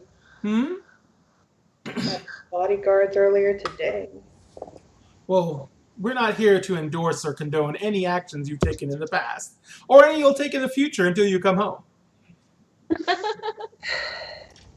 We're just doing what we need to do to bring you back into the fold. Nice. What was that? I said your family's so nice. So nice. I happen to like this particular character. Can he be my cousin? Like, He's like, so, Are you still with me? am I still what? Not you, Elise. Your I'm still with you. Hmm? Okay, so I forgot your character's name. I'm so sorry. Eliana? Eliana, this is my cousin. Jermaine. Hi, Jermaine. It's He nice holds to out his meet hand, shakes your hand. He's like, don't kill her. And then he shakes her hand. you. The Warforged have not moved. Oh no, they're. I can't hear you, Elise. You're probably too far away from your mic. Oh, I'm sorry. Is that better? Yes. yeah. These guys are intimidating. He's like, oh, yes. They get paid extra for that. That and being able to chop someone in half from the top of their head to their groin in one shot. Oh, man. Mm-hmm. Hot dog. Hot dog. I'm glad Always you're hot dog. They get bonuses for that. Wow. Okay, so I tell him what I need done. And we have a kiki. Here you go. He says, all The right, boy's so blanket. you're going to need me to pay for a scrying spell to locate this boy. It's a Uh-huh. horrible tragedy. And which dragon-marked house was it again? Orion. Orion. That one. Mm-hmm. It's like, excellent. Thank you for that information. He says, now,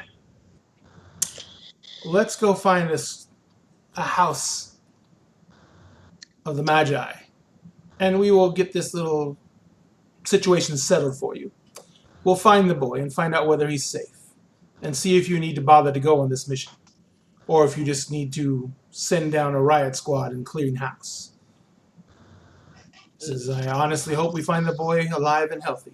That is the point of our house, after all, is to make sure that people stay alive and healthy. Yeah. It is.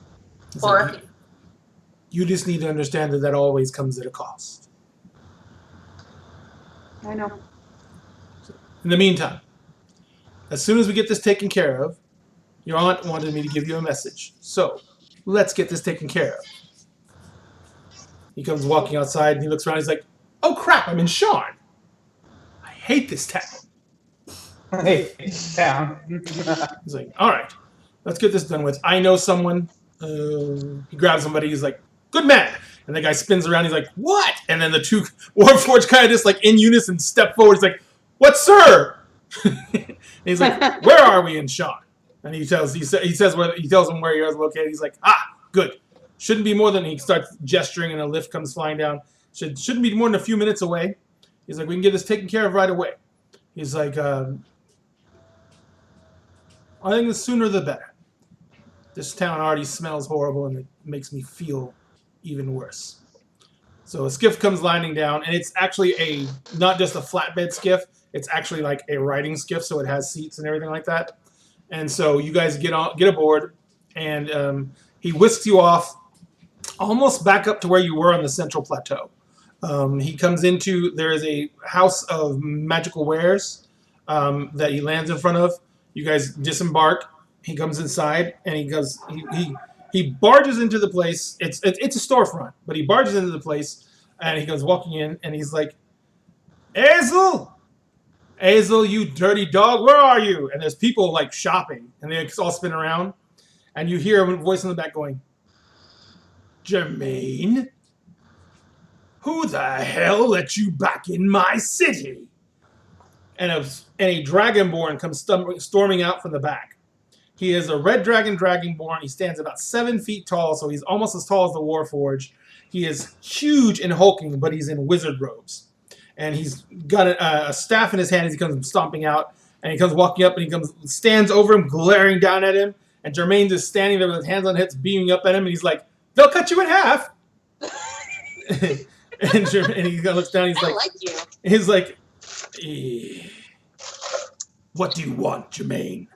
And he says, I just need a quick scry done. He says, I've got the boy's blankie.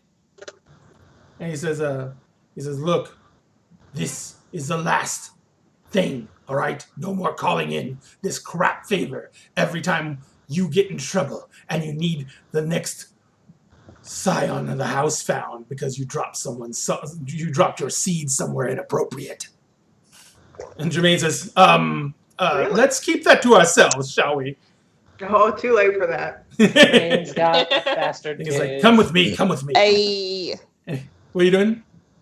I said Jermaine's got bastard kids. And enough that he knows it's a problem. So he takes you into the back. Right. There's a scrying circle set up already. He takes the blanket. He puts it in a brass bowl. He basically enacts the scrying spell. And he says, after a few moments, he kind of gets a frustrated look on his face. And he says, this is very hard to locate. He says, there's some kind of magical interference. It's negative energy. He's like, on a very high level. He says, but he can't blank it out completely. The boy is alive, not in a good shape, very ill. But there is still life in him. Where is he? He's down in the lower levels. And he kind of like says, he gives you a location out, and he says, it's basically an unused ill place. A place where people go to hide bodies. Oh. He's like, I don't know of anyone or any reason anyone would want to spend any real time down there. To rescue a little boy. Very A noble unimaginative. cause. He's like, he looks over at Jermaine. He's like, why is she in your house? And Jermaine kind of looks at him and is like, I would ask that you keep your ill-tempered questions to yourself. And he says, you have paid your debt. I will not bother you again. And Jermaine's kind of like says, come along. We're done here. And he spins out with the two Warforged and walking out. You guys are still in the shop. What are you going to do? Spilled his seed, huh? the Dragonborn chuckles and smoke puffs up around his nose. He's like, your cousin had a way with the ladies and wasn't very cautious. You have some No, cousin-in-laws? Good Step to know. cousins? Well, I guess they'd just be cousins, wouldn't they? Never Yeah. really bothered to think about that. But either way, yes, you have siblings out there. You should probably keep an eye out. Of course, some of them might be a bit odd. So they'd fit in with the family great. Oh, absolutely. Okay. Well, thank you, sir. It was a pleasure doing business with you. This is, well, your cousin did the business. You were just the recipient of my talents. But if you ever need more, and he kind of reaches back and he flips a business card off a little holder, and he holds it out. He's like, he says, purveyor of the arts and the arcane, available for parties. Okay. That works. Thank you. Thank you. Okay. And I leave. find out if he does balloon animals. The kid's alive, probably. Yep. And I mean, he's in grave danger, but All right. Think we should tell his family that? Or just go get the kid? well, it seems like we are running out of time. If we want to say, Yeah. So let's kick back over to the other group. Cool. I need to go to the bathroom. So, the rest of you are going to find Jermaine, as she is basically probably back at the guardhouse that she's assigned as a sergeant to. You get back to the guardhouse, and there is the usual hustle and bustle around a guardhouse because it's also the local precinct jail. So, what do you do? Does she have an office? She has a desk. Yeah, then I'll go to her desk. Walking. I'll climb up on her desk. She's sitting at. Oh, Actually, you God. come walking in, and she is sitting at her desk. She is obviously not enjoying the paper she's doing. As you guys come walking in, she stands up and she says, "My friends, welcome back. Let me get us a room." And she goes walking back, and she opens up one of the questioning rooms, and she kind of looks around, and she looks up, and then she goes this way. I'll enter the room. Yep. Yeah, I'll enter the room. Gotcha. As you all walk into the room, you notice that the room has a single table.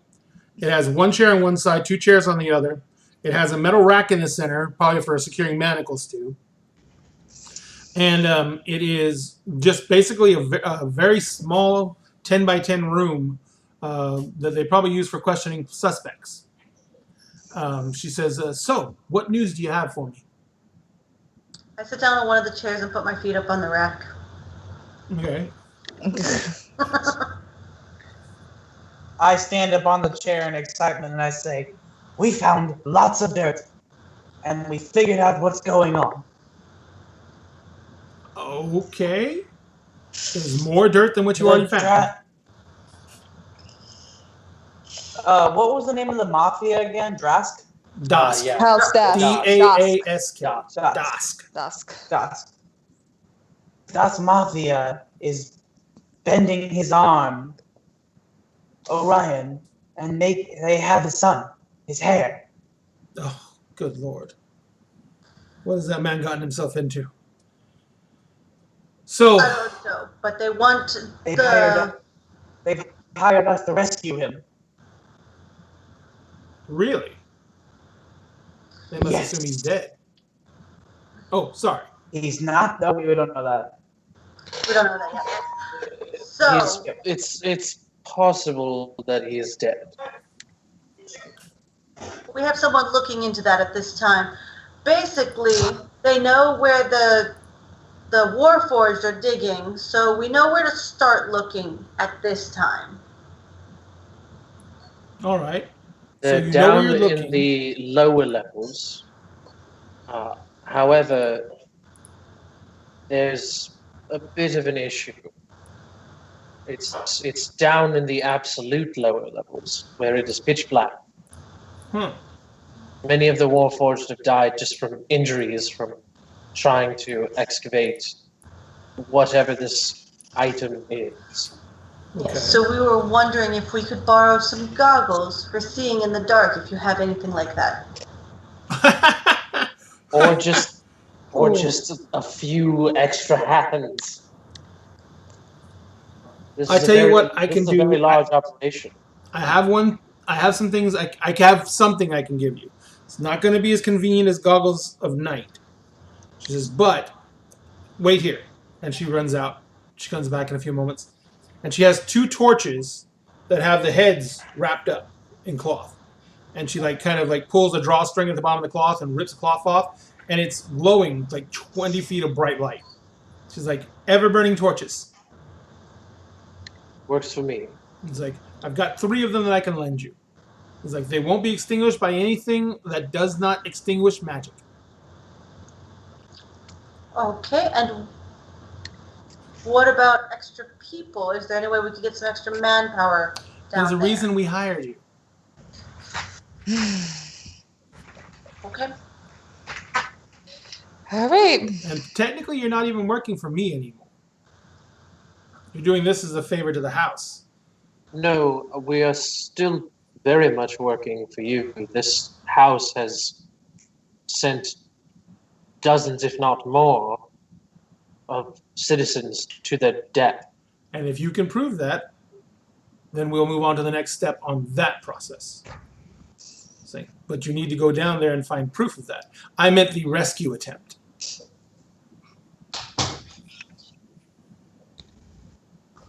You're not wrong.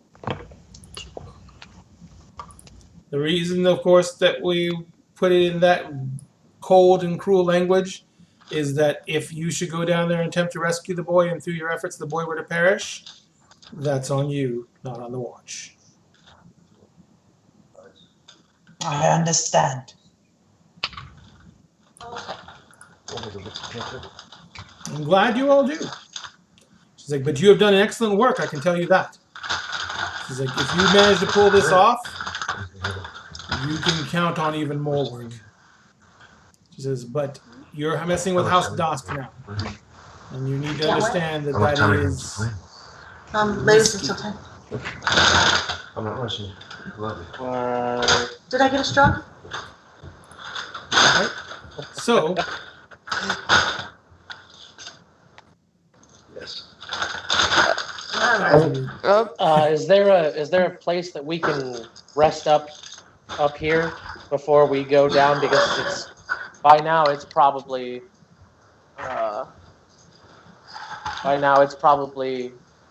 real dark. yes. Yeah, and you guys can go ahead and pick up... actually, you know what? She'll let you crash in a couple of cells. Cool. Okay. You're not going to be locked up. You're just going to be, taking a long rest in the cells. Saves us money. Let's do it. Oh, yeah. Yeah. After about not 2 the- hours, Jessica, It's not Joey and ideal, but it's Elania- not the first Elania time I've slept in a cell. After a couple of hours, Joey and Elania show up. Hey guys, any news? He's alive. Oh, That's news. Well, that's good. job. lovely. He's in a real bad way, though. Yeah. Okay. Do we know Not where? great. Down below. We don't Okay. know. Do we We have know any where. specifics? He's in a place where they take dead bodies. Oh, No, he's in he a gave place off a they go location, to hide right? dead bodies. Where they hide dead bodies. Sorry. That's not much better. that is quite horrifying, honestly. So the desert, Nevada? Is Death that down Valley. below the city? Swamps, pig farms. Well, tell you what. God. Since you guys are taking a long rest, let's take 10 minutes to take a break, refresh Yay. drinks and everything like that, and we will come back into it right afterwards. All right. So, ladies and gentlemen, we will be back. It is 9:06. We'll be back at 9:16. Thank you very much. We'll be back in just a moment.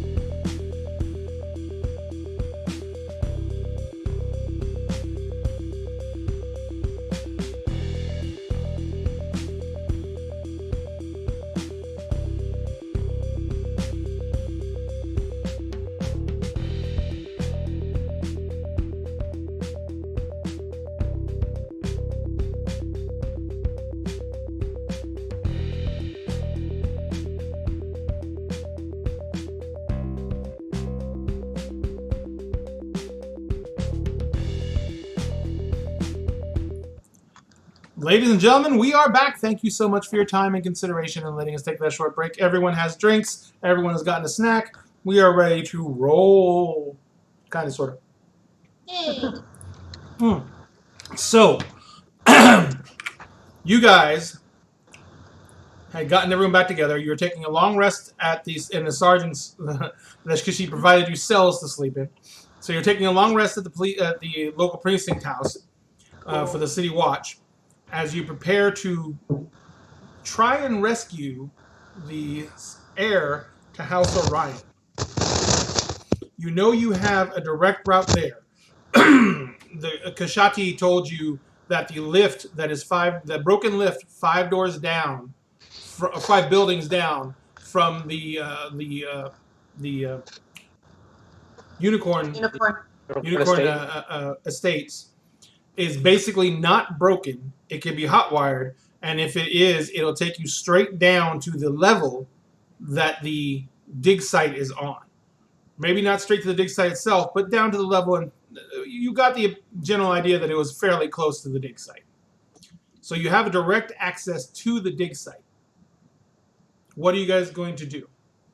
This is, oh, by the way, full rest. Everyone's got hit points back. Everyone's got spell slots back. Yep.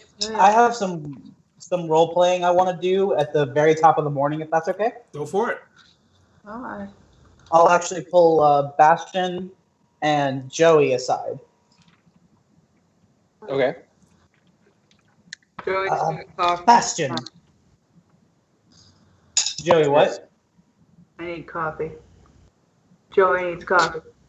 Sure. Joey groggy? needs kava. Oh. So, Joey, Bastion, you two seem to be the other, leaders and more than followers. And I want your input because there's a lot of things that I can do, but I can only do certain ones if I get them ready. Joey, do you think you can handle keeping everyone alive? Or do you want help? It's always good to have backup just in case. All right, then. I think it's time I try out something new, then. I mean, you can see in the dark And I hope. thing, so if somebody were to fall out of my sight range, you could help. Okay. I have a gun that can help everyone that stands near it. But I'll be holding it. But I'll go ahead and set that up for the day. You can count on me, all right? Wonderful. And Bastion, I'm setting up your crossbow again today. I would appreciate that. We are going into a dangerous situation. Indeed. But I would also like to give you something, Joey. So, but I'll need y'all's help first. And I pull out my bag of holding. And I start emptying it out. In fact, I just dump it out. You turn it inside out? Yeah. How much stuff was in it?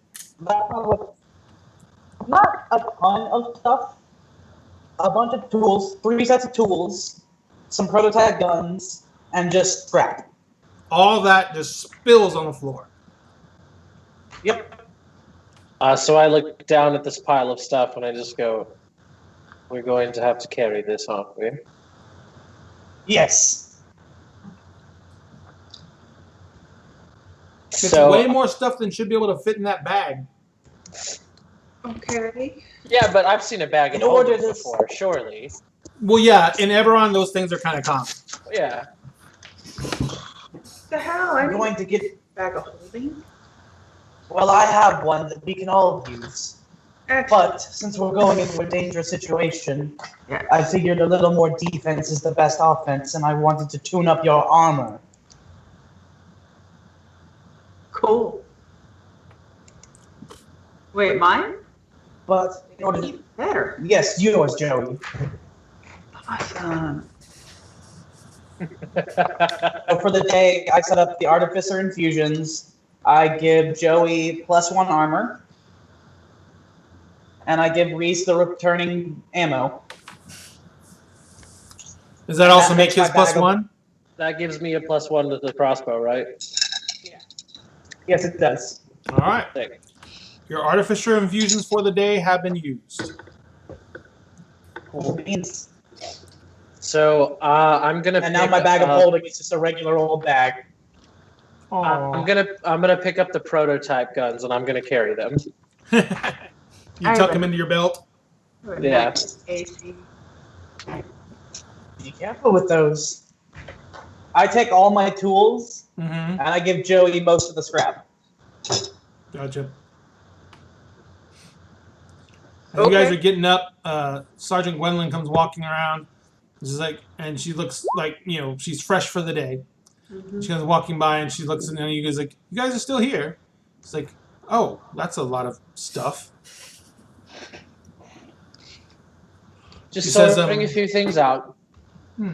She says, well, I tell you what, if you find the evidence to bring these people to trial,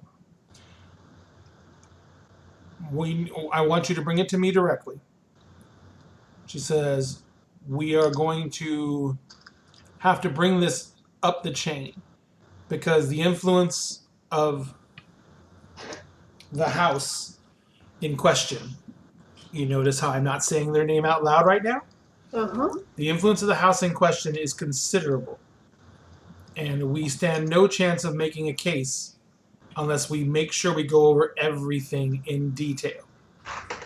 So I want any evidence you find to be brought to me. Any witnesses should be brought in alive, or at least to where they can be questioned. What if I can bring you a vocal statement?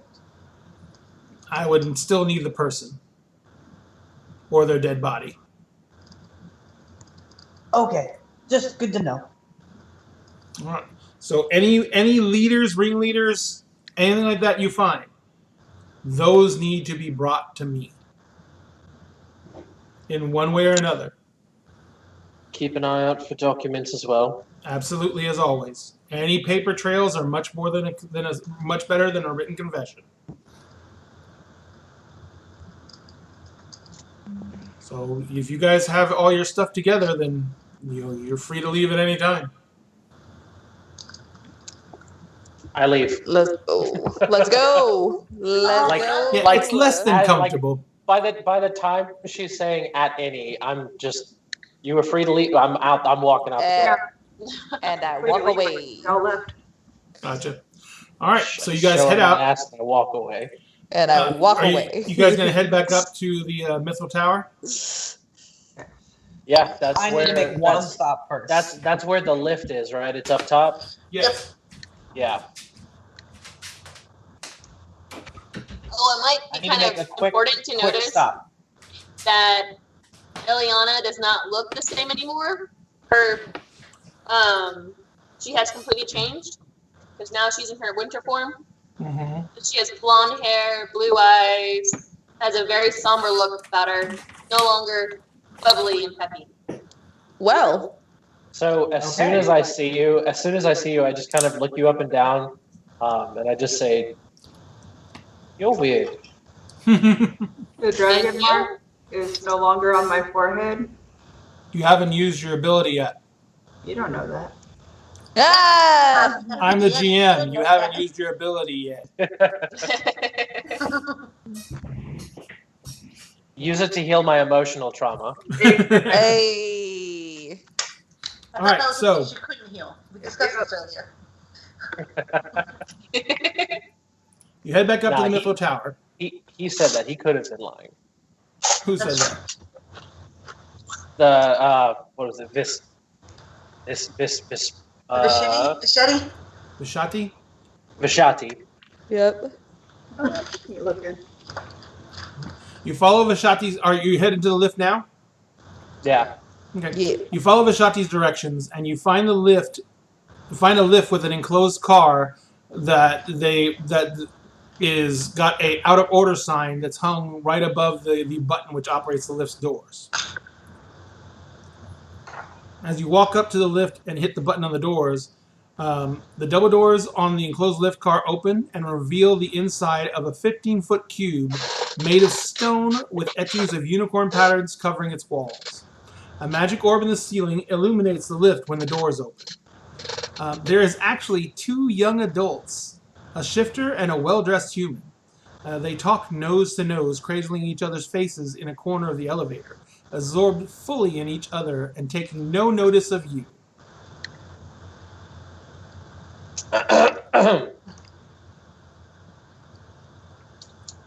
One of them looks over at you. The shifter, she's a woman, looks over at you and she says, "Excuse me, we're on a date."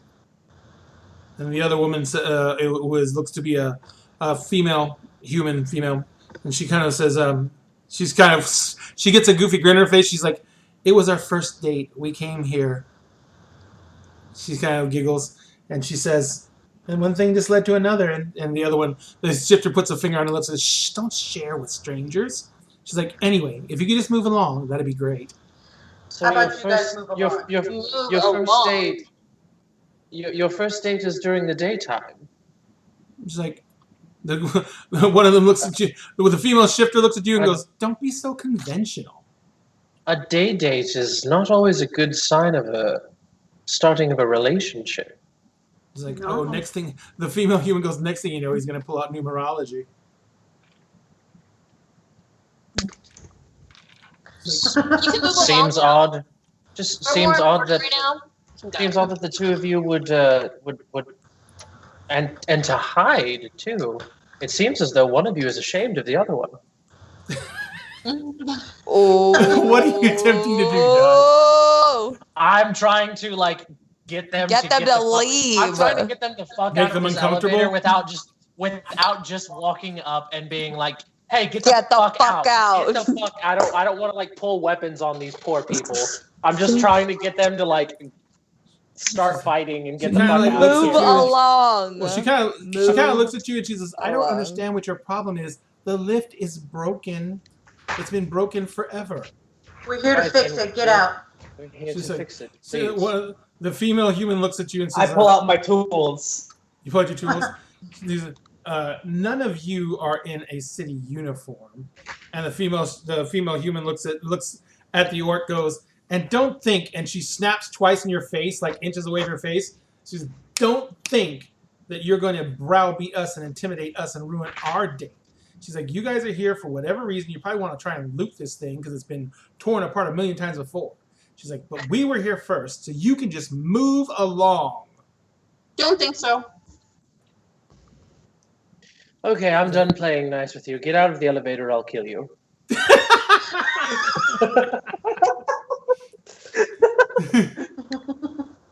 And She's like, that "That's it. is That's a it. We've been threatened. and that We have been is a- threatened. That's enough. I'm calling the watch."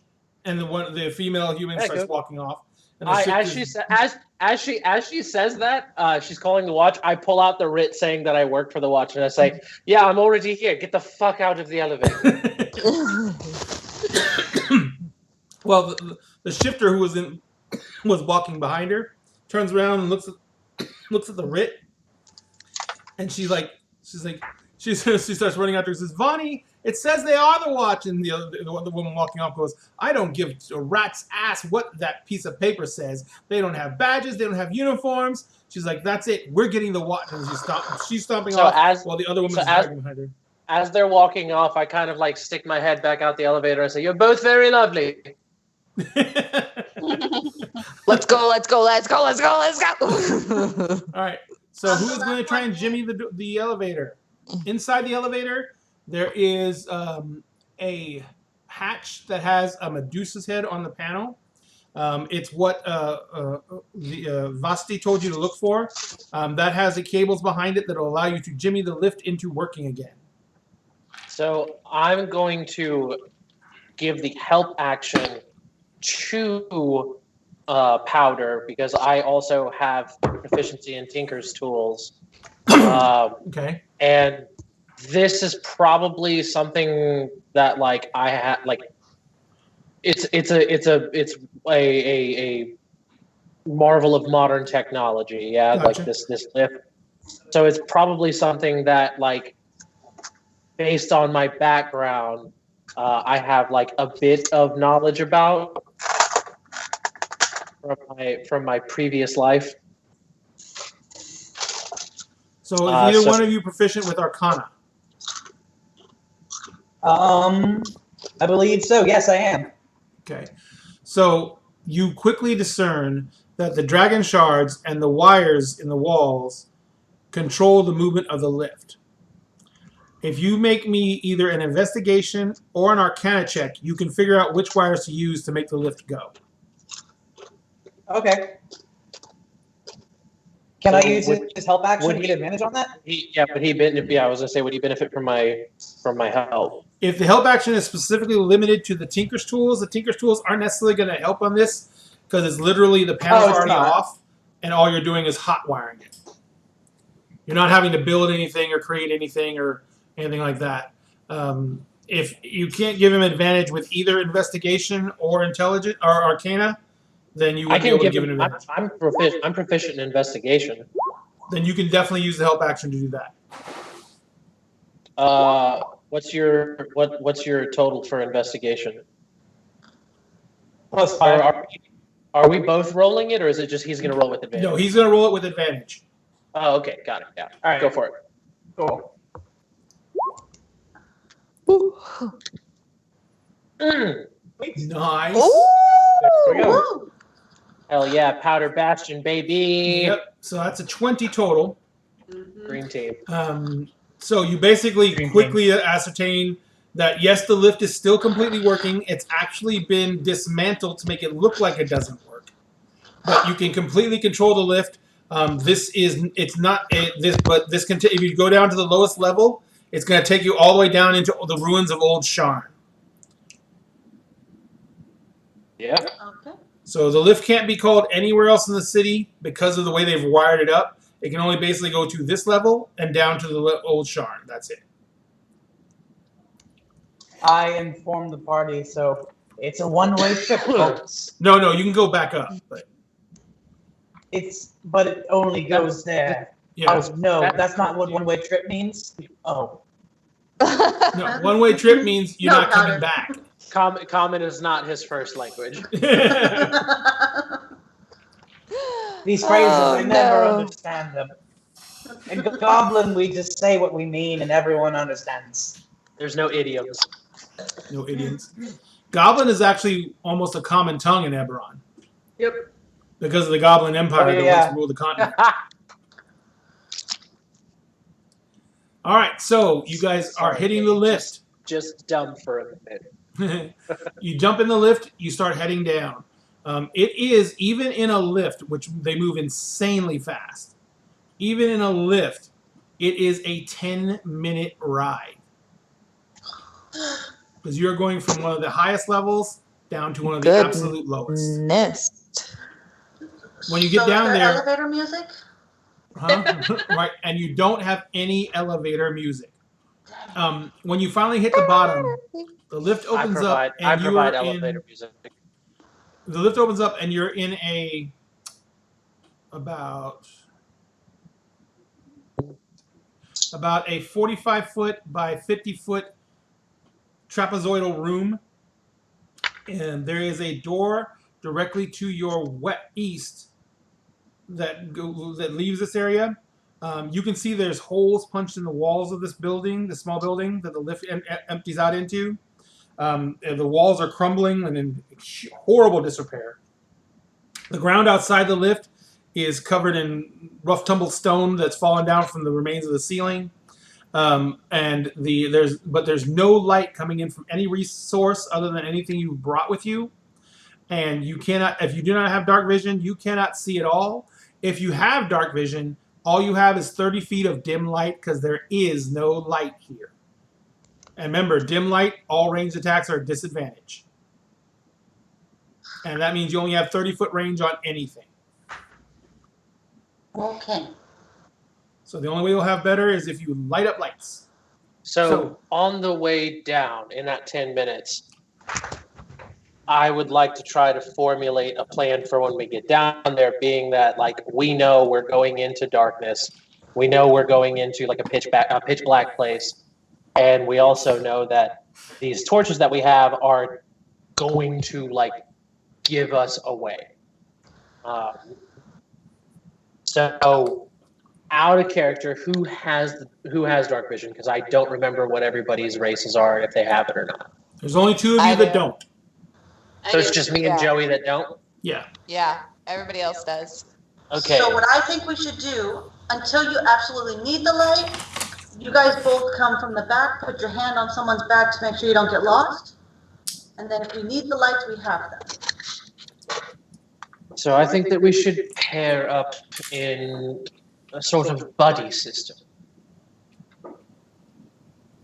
Well, Power walks about as fast as I do. No, I go a little faster than you, actually.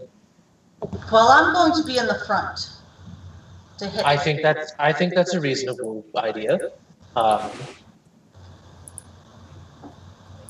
Eliana, I may have misread things, but it seems that you're a bit more on the sneakier side of things. Am I incorrect? No, you're correct. Did everyone's roll 20 just reset with the map?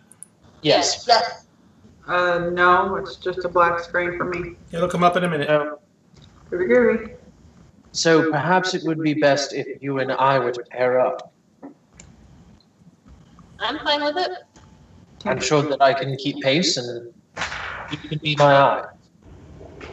All right, Astrid, that leaves you and me up front. All right. Joey, that means you and I. So it's going to be Ileana. Are you correcting her grammar? No. And Reese. Oh, wait, that's not Ileana. This is Ileana. Yes, Powder is the ultimate grammar Nazi. Powder is the ultimate grammar Nazi. What the heck? That's awesome. It's a one-way trip.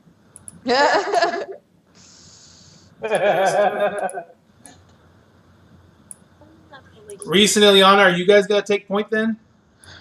No. Astrid and Shazi are taking point. Yes. So I would say that the two of us can kind of like sneak, like. The biggest problem is, Josh, to sneak, you need light. How? Because you can't see. That would make all your stealth rolls be a disadvantage. Well, she would be. Would it be if she was like guiding me? Yeah. Oh, You well. can't see anything on the ground. Yeah, you can't see where you're putting your feet, so you can't make... The key point to being stealthy is not making noise. And if you don't know what's on the ground underneath your feet, there's no way you can stop rocks from rolling. There's no way you can not accidentally kick something that you shouldn't be kicking. And if she is literally walking through, she'll literally have to have her hands on your feet, moving your feet, and putting them where they need to be in order for you to move silently. Yeah, I'm not into that. You can use that rock. You could use my light up rock. We don't want to use light up rocks right now. Not right I know, but like if we have to abandon the plan of no light. We got 3 torches, right? Yeah. Well, I have more torches than that. So Well, we have no, 3 of magic the torches. the ever burning torches. Oh.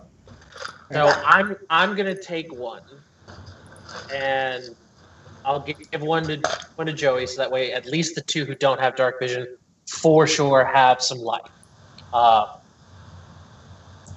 But I guess we'll just keep them like covered, or because they're activated, right? They're not just always burning. They're always on. They're covered. They have a sheet around them. Yeah, they have a hood. Okay, yeah, we'll keep them hooded. Then wherever the third one, whoever wants to keep it, that's We should have one with each group. Is what we should do. Yeah. That sounds fine. So you Yeah. All right, so we have 3 ever-burning torches. I'm assuming one's going to go with Joey, one's going to go with Reese, and the other one can either go with Shazi or Aster because neither one of them really need it. We should try, if able, to fan out like 10, like the groups of 2, 10 feet apart from each other. It's a good idea. Okay. That is a good idea. That way, we're not all clumped up just in case somebody wants to pop up and be like, deck save! All right, so right now you're sitting inside the door, which it's a stone door, but there's it's not in the greatest shape, but it's basically beyond the stone door. You can only see 30 feet because with those with dark vision, because like I said, there is no light, so all your vision, you can see 30 feet as if it was in dim light as bright light, and then another 30 feet of darkness as dim light. But since you don't have any light at all, it all counts as dim darkness. So you can only have 30. You only have 30 feet of dim light vision. So I have a question about the torches. Is there a way, because they're hooded? Is there a way to like, so whenever they're completely off, it's what, 20 bright, 20 dim? Yep. Okay. Is there a way to just kind of like half unveil them to get like just the dim light around us?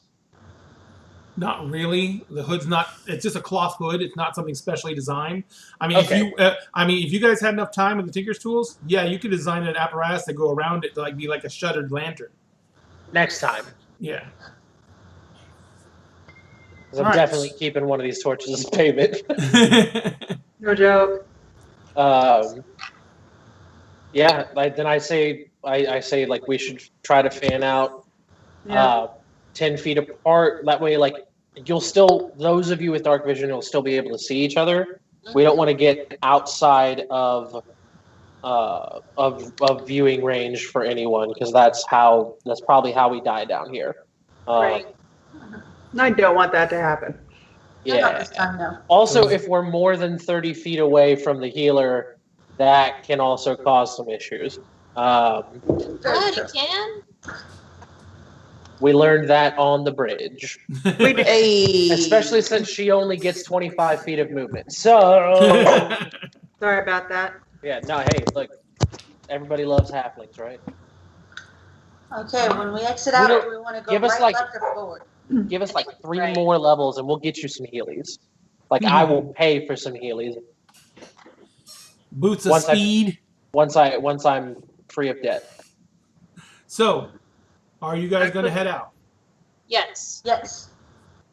All right. So Shazi's taking the lead. All right. So I look at Astrid. Should we go right, left, or forwards? I was going to say,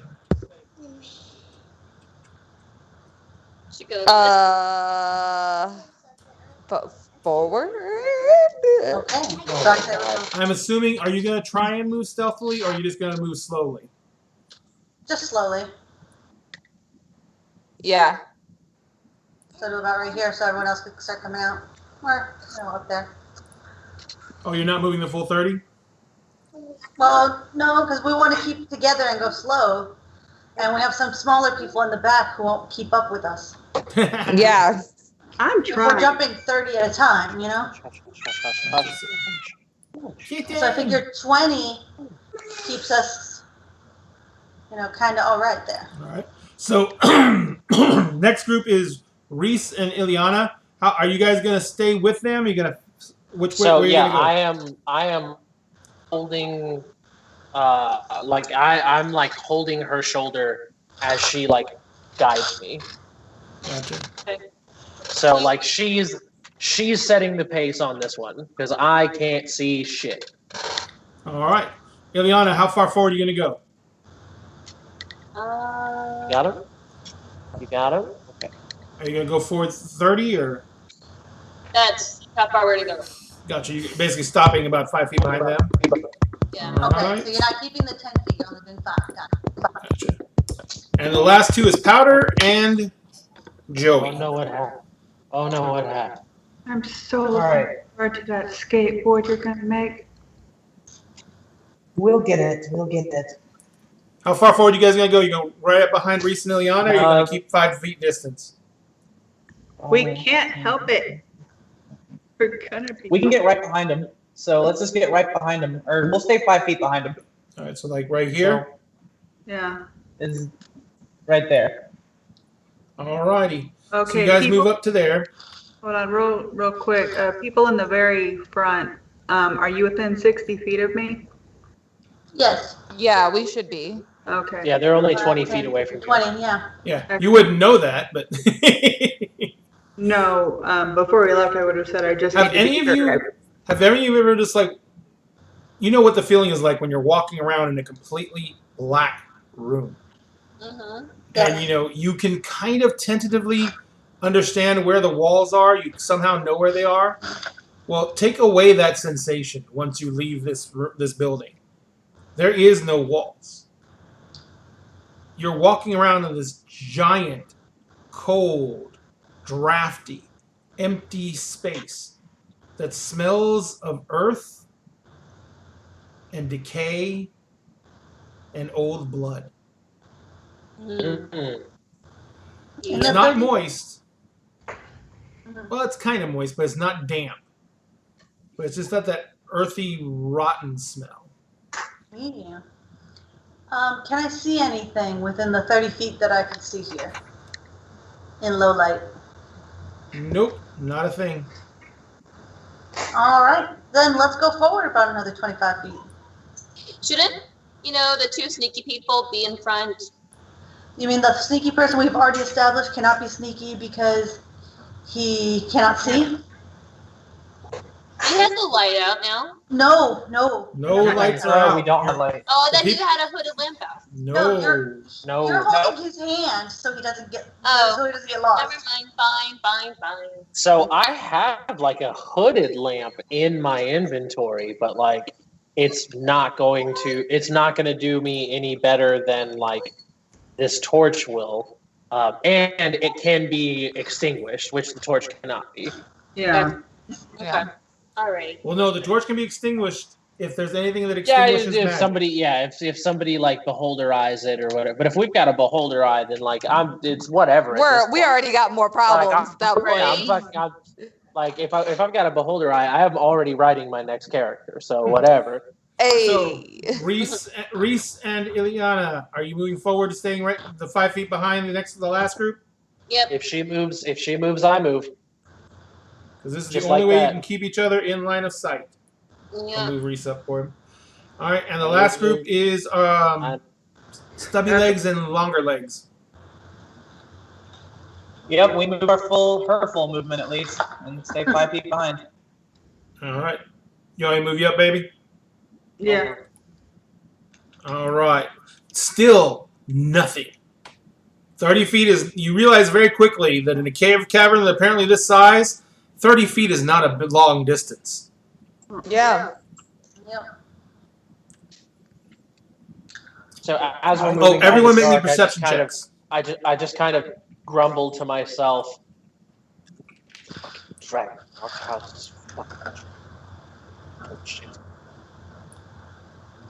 I have a suggestion to make. Everyone make perception rolls. Disadvantage? Nope. Oh, yes.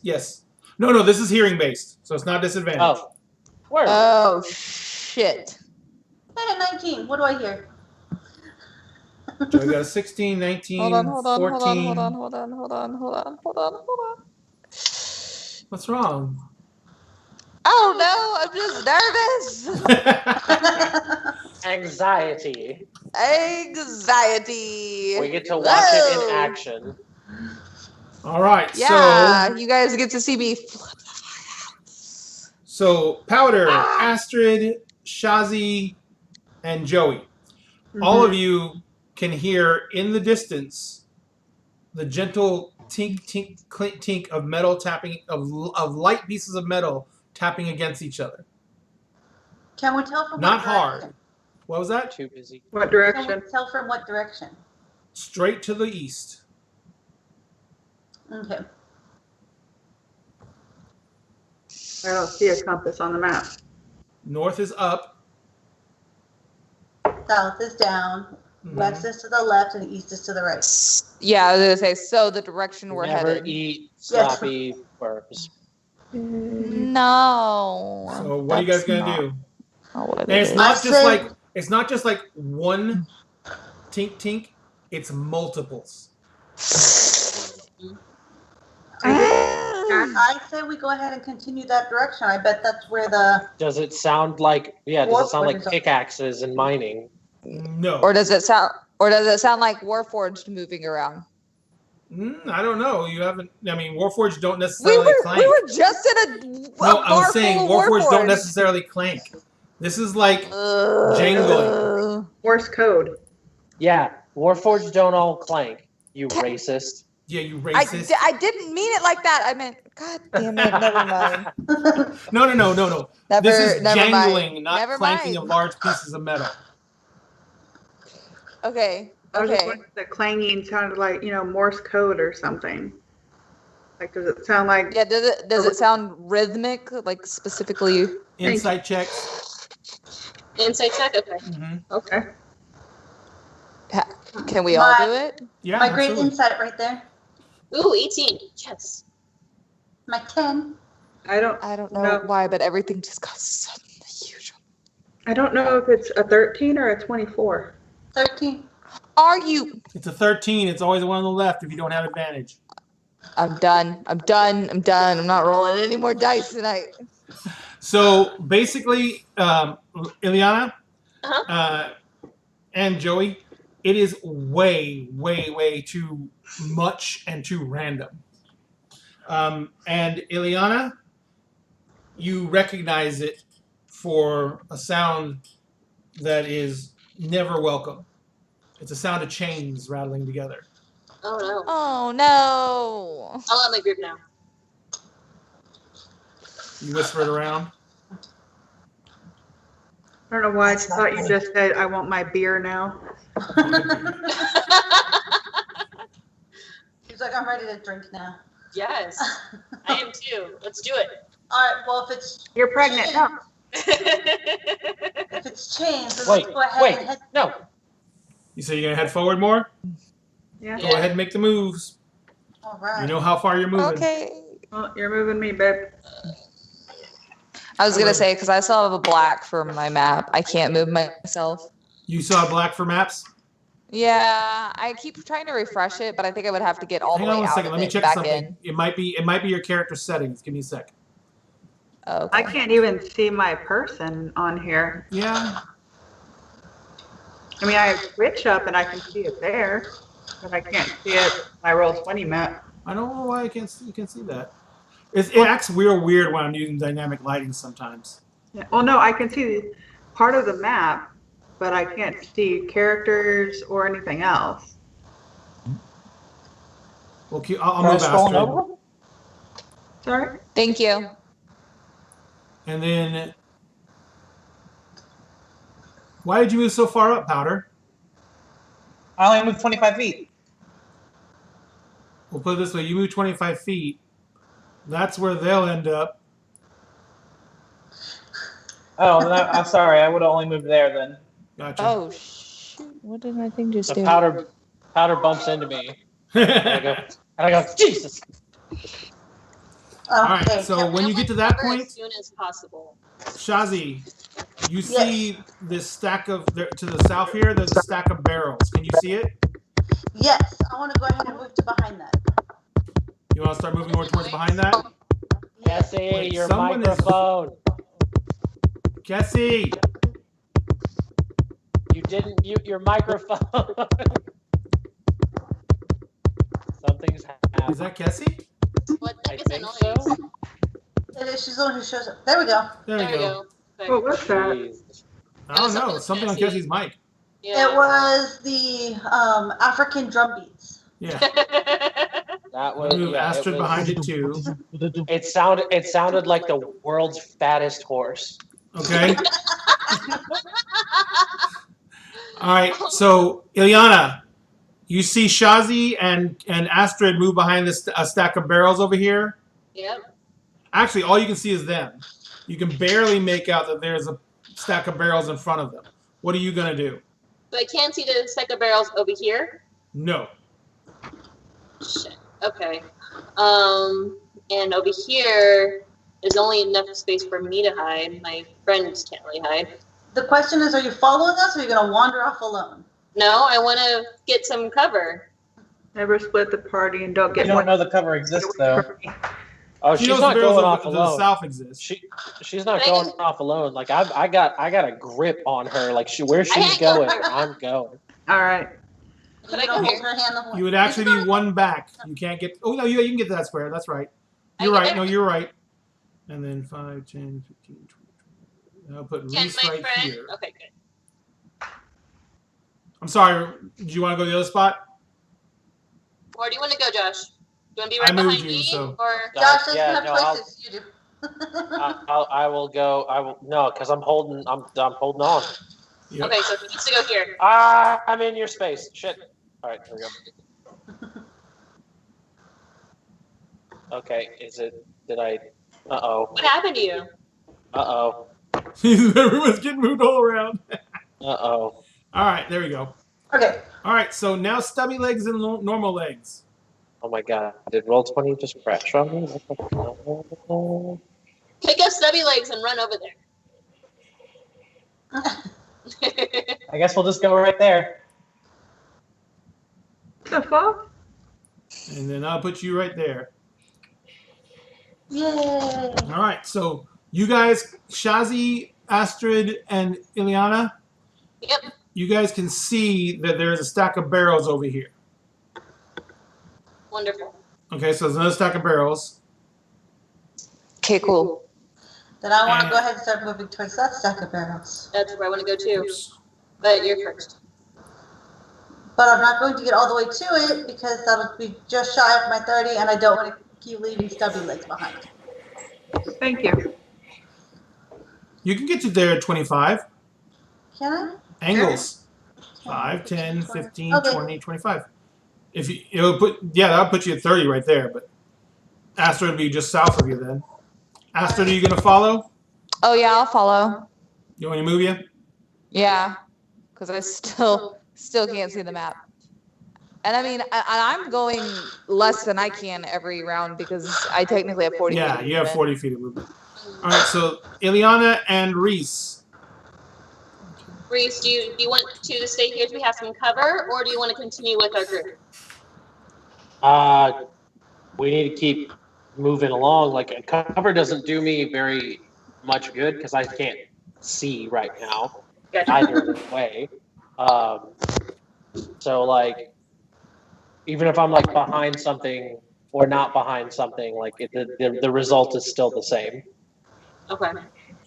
How far can I go to those barrels, right? Like, could I come here? What's your No. movement? Because you have to watch. You got to go 5, 10, 15, 25, 30. And if I run, If you run, you risk making noise. even if I do stealth run? You can actually, I think rogues can run in stealth, can't they? Yeah, but she's got what's her name holding or what's his name holding her hand? Yeah, that's the Reese. problem. Is he Oh, will true. not be able to stealth, and he has to go with you. Yeah. Okay. He's not letting you go for nothing. Yeah, and I don't blame him either. But if, okay, you know what? I'm just gonna move here I for don't now, I don't have special eyes. and you're gonna move here, right next to me, So you're just moving Okay. up a little bit, like Yep. there. because I'm not gonna not have cover. So Powder's getting not quite impatient, but a little feisty, and he's gonna go where he can still see everyone, but he's gonna move 5, 10. Can you move me like I want to end up like in between the two groups, ahead of the rogues, but behind Astrid. So you're Like thinking somewhere right like there? right here? Yeah, perfect. And if you're hanging on to him, that'll put you 5 feet behind him, because you only have 25 feet of movement, but that'll put you right there. Yep. Can you see your screen yet, baby? That's a good spot. No, Okay. I would show you. I would send you a picture of this. Actually, fuck, I think I will. All right. So, let's see who's all within.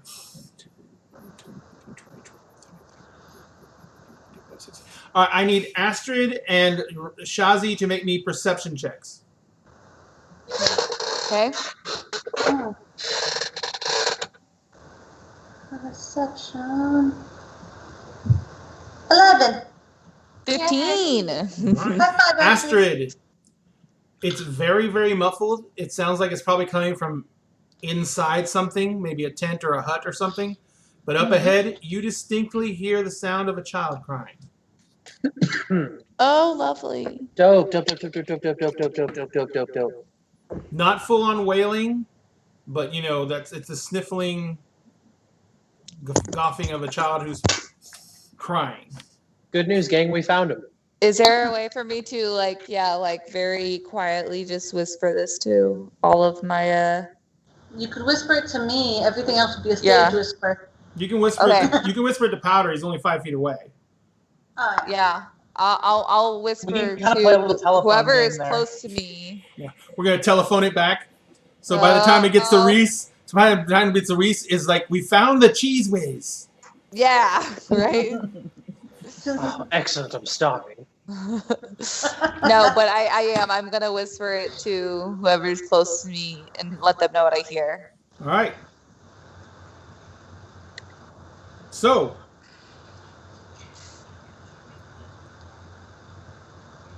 Who's going next? All right. Do we want to move closer then? Mm-hmm. Yep. Yes. Okay. So this is going to be moving through open area then. Because you don't see any more stacks of barrels nearby. Got it. Let's. I'm going right there. You can go one more. You can go one more to the west, Shazi. To the west? Yep. Directly to your right. That's east. East, sorry. Never eat I slimy make worms. maps for a living. I Astrid, where are you going to remember go? west and east because it spells we. I'm gonna be following Shazi. You going to go ahead of her if you can, or? No, I'm gonna stick right next to her. All right, so I'll move you up to right beside her. Excellent. We were going next to Ileana and Reese. What are you guys going to do? That didn't take long. Nope. I am Reese? yanked. You are yanked. Are you yanked along, Reese? Yep. Yes, he is. Wait. You'd have to be behind her, actually. That'd be 35 there. There you go. There you go. Powder and Joey. We will actually, since they moved awkwardly, bump right into Reese. Oh, shoot. You jump on top of it. Huh. Ah! This is how you make friends. It's been me the whole time. I punch him. So you stumble up behind Reese. Are you taking Joey with you? Yep. He doesn't have a choice on that one. Oh, I know. All right, so He can let go. I'll grab his shoulder or his cage, whatever. Shazi and Astrid, Yes. peering out of the gloom is a large stone structure. It's about 1 story tall, no windows. The crying is coming louder from there. You see that all you can see is the back wall of the structure. And to the south, because since you came further south, those with the dark vision, you guys can see that to the south, there is basically that bottom edge of the screen is a raised plateau. It looks like it might have been the foundation of a much larger building. It's about 15 to 20 feet tall, and it's basically a sheer surface. Okay. Okay. Well, let's go ahead and get some cover. Mm-hmm. Creep up to the back of that building. Yep. Now, at this point, I need everyone to make me stealth checks who's trying to move stealthily.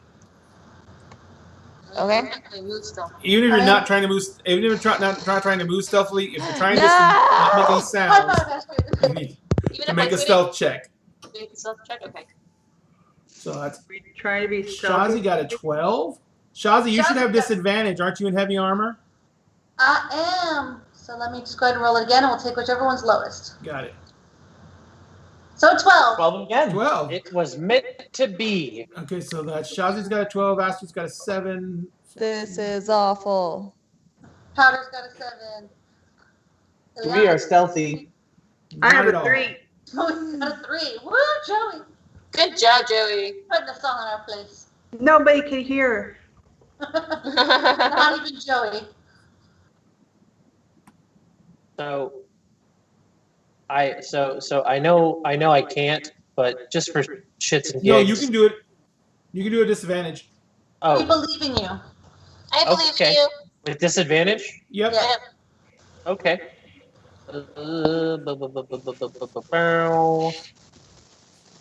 Woohoo! Holy crap! You That is were awesome.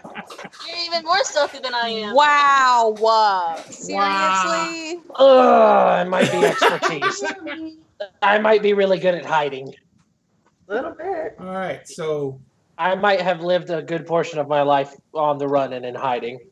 all right, so Astrid, I'm going to move you up to the edge of the building, Yep. Yep. and I'm going to do something else. What are you gonna do?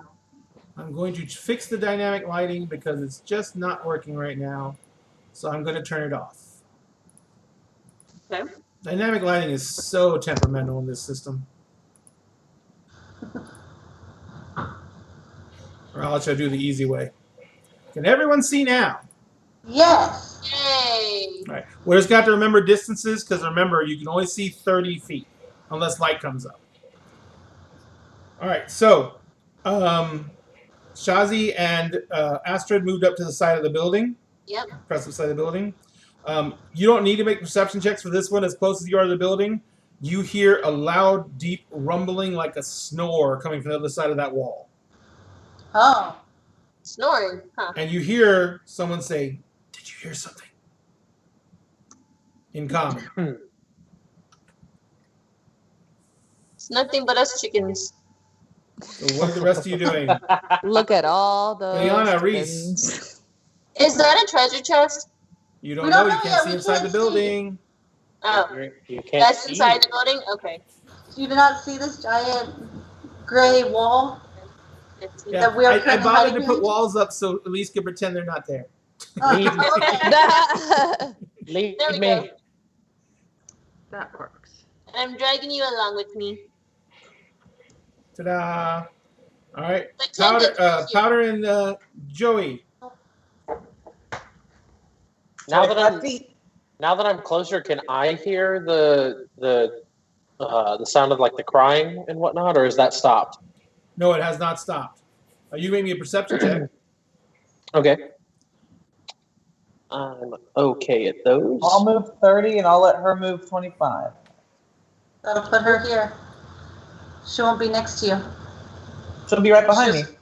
No, Oh, well. Then I'll go there. because she was already behind you. Yep, you're right. Oh, nope.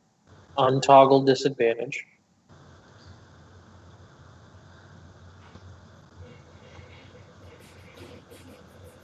Here we We go. already said we take the number to the left if you roll disadvantage or advantage by accident. Ruby. You still rolled it. Never mind. Yeah, there you go. So yes, you hear the snoring, super loud snoring coming from the building. You hear the crying, the weeping of a child. You hear that one guard say to the other guard, saying, "Did you hear something?" In common. And you hear the other guard go check.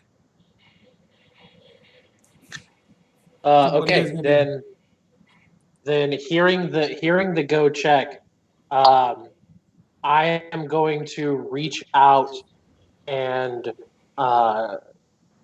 since she can see, Mm-hmm. so I'm going to kind of like tug on Eliana's shoulder so that way she can like turn and look at me. And even though I can't see, I'm going to give the hand signals for guard coming. Gotcha. Thieves can't guard coming. Yep. Gotcha. All right, so. Knowing that, Ileana's going to withdraw her short bow and get it ready. You know what? Fuck it. I'm also going to get my crossbow out, because why not? Since I could see them doing that, I'm going to pull out my shield and my sword. Is somebody going to tell me what they see happening since I can't see shit? Well, you're kind of far from us. The only person who could tell you is the one next to you. But I don't think he can see anything. Can I make a perception check or no? Am I close To enough? what? To see what they're doing? To make a Yeah, go ahead. Yeah. Cool. Don't put spells. Go to core. He gets to right about here, and he looks directly at where Astrid is hiding, and he says, and he stops for a second, he's looking at her, and he says, wake up, ambush! No, God. And we're going to stop there for the evening. No. Because we actually Yeah. went 12 minutes over. Combat time. So when we come back tomorrow, we'll roll initiative immediately. Tomorrow? No, tomorrow, Tuesday. Tuesday. Roll initiative Next immediately. week. But this is a good place to stop because it's right on the edge. And you basically, what you see in front of you, Astrid, because he looks down, he saw you. You rolled a 7 on your high stealth. He rolled an 8 on perception. So he beat it by So, but you see a human guard in leather armor, blackened leather armor, who is wearing these goggles that have leather things that look like owl's wings coming off of the eyes. Oh, fuck yeah. Kill him. Give me those. Yeah. I want them. So. Why? You can see. No, I was pretending to be Josh. Because I know that's what he's thinking. I know that's what he's thinking in his head. Hell. I want So that them. is the. That's where we'll leave it off for tonight. This is probably gonna be the final confrontation on this one. For the mini adventure to start us out. Be done? Yeah. Yeah, that's it. But thank you everyone for having joined us tonight. We thank you very much for watching the show. Remember, go to the website www.dinnerandagame.net to go to our Facebook, our Twitter, all our other feeds. Go to our Facebook page, and there is a pinned post there for a contest we're running to give away 2 copies of the limited edition. Ooh, let me switch screens real quick so you can get a better look at it. A little bit off that one. 2 copies of the limited edition basic rule set in the collector sleeve, and 1 copy of the limited edition special variant cover with the really badass DM screen. We're giving away all 3 of these when we hit 6,000 likes on Facebook. We're giving away one. Being given away each individually. So the regular editions will be given out, and then the collector's edition will be given out. The only way you can win is if you like and follow our Facebook page, and you share the post about the contest on your Facebook page. All things we can easily verify. And so everyone who is going to be entering the contest will have to have those items done. And we see everyone who shares the post. So that's how we're going to be determining it. And when we roll for see who wins, if the person who wins has not also liked and followed our page, we're going to move on to the next person. Right now we only have like 160 people who've actually followed those rules. So there's only 160 entries out of almost 6,000 people. So the odds are really in your favor right now. They are. And we are actually, what was our last count, baby? Last count. 5743. 5,743. So we have a little over 250 to go, and we are averaging like 25 to 30 a day. So I was gonna say, because I know I just checked it like a couple of days ago, and it was 55.89 when I checked it. Yeah, we're going fast. So, because we do advertise the page in other ways too. So, we get likes from other sources. So, as soon as we hit 6,000, whether it's from the contest or from the advertising, we are going to go ahead and do the drawing. So, the sooner you guys like and follow the page and share that post, the sooner you'll be entered and the better chance you'll have of winning one of these 3 sets. And we've given out these sets before, and we'll probably do it again. Well, maybe not the collector set. That thing has gone crazy. No joke. I was like, I'll give out this collector set and then I'll go get another one. And I was like, oh my God, it's $400. Nope. Oh, Yeah, wow. it's $400 now. Yep. Well. Yeah. And we're giving it away. Yeah. And we're giving it away because I'm dumb.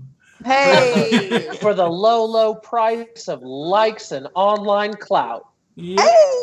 So, Pretty much.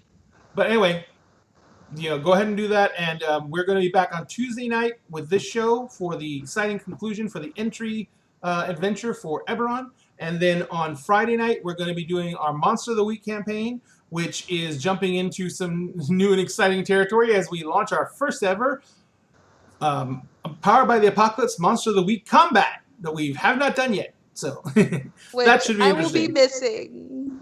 I know, because you have to go to Austin. You could just take a laptop with you and play from Austin. Right? That's what I said. There's internet in Austin. Well, Not anymore. It was disconnected. No, to the entire city. See. The whole city. I just might be busy at that time, so I may not be able to. She hopes. Oh my God. Anyway, before any comments get made that should not, I'm going to go ahead and let you all go. But thank you very much again, guys. And we love you all. Remember to love each other.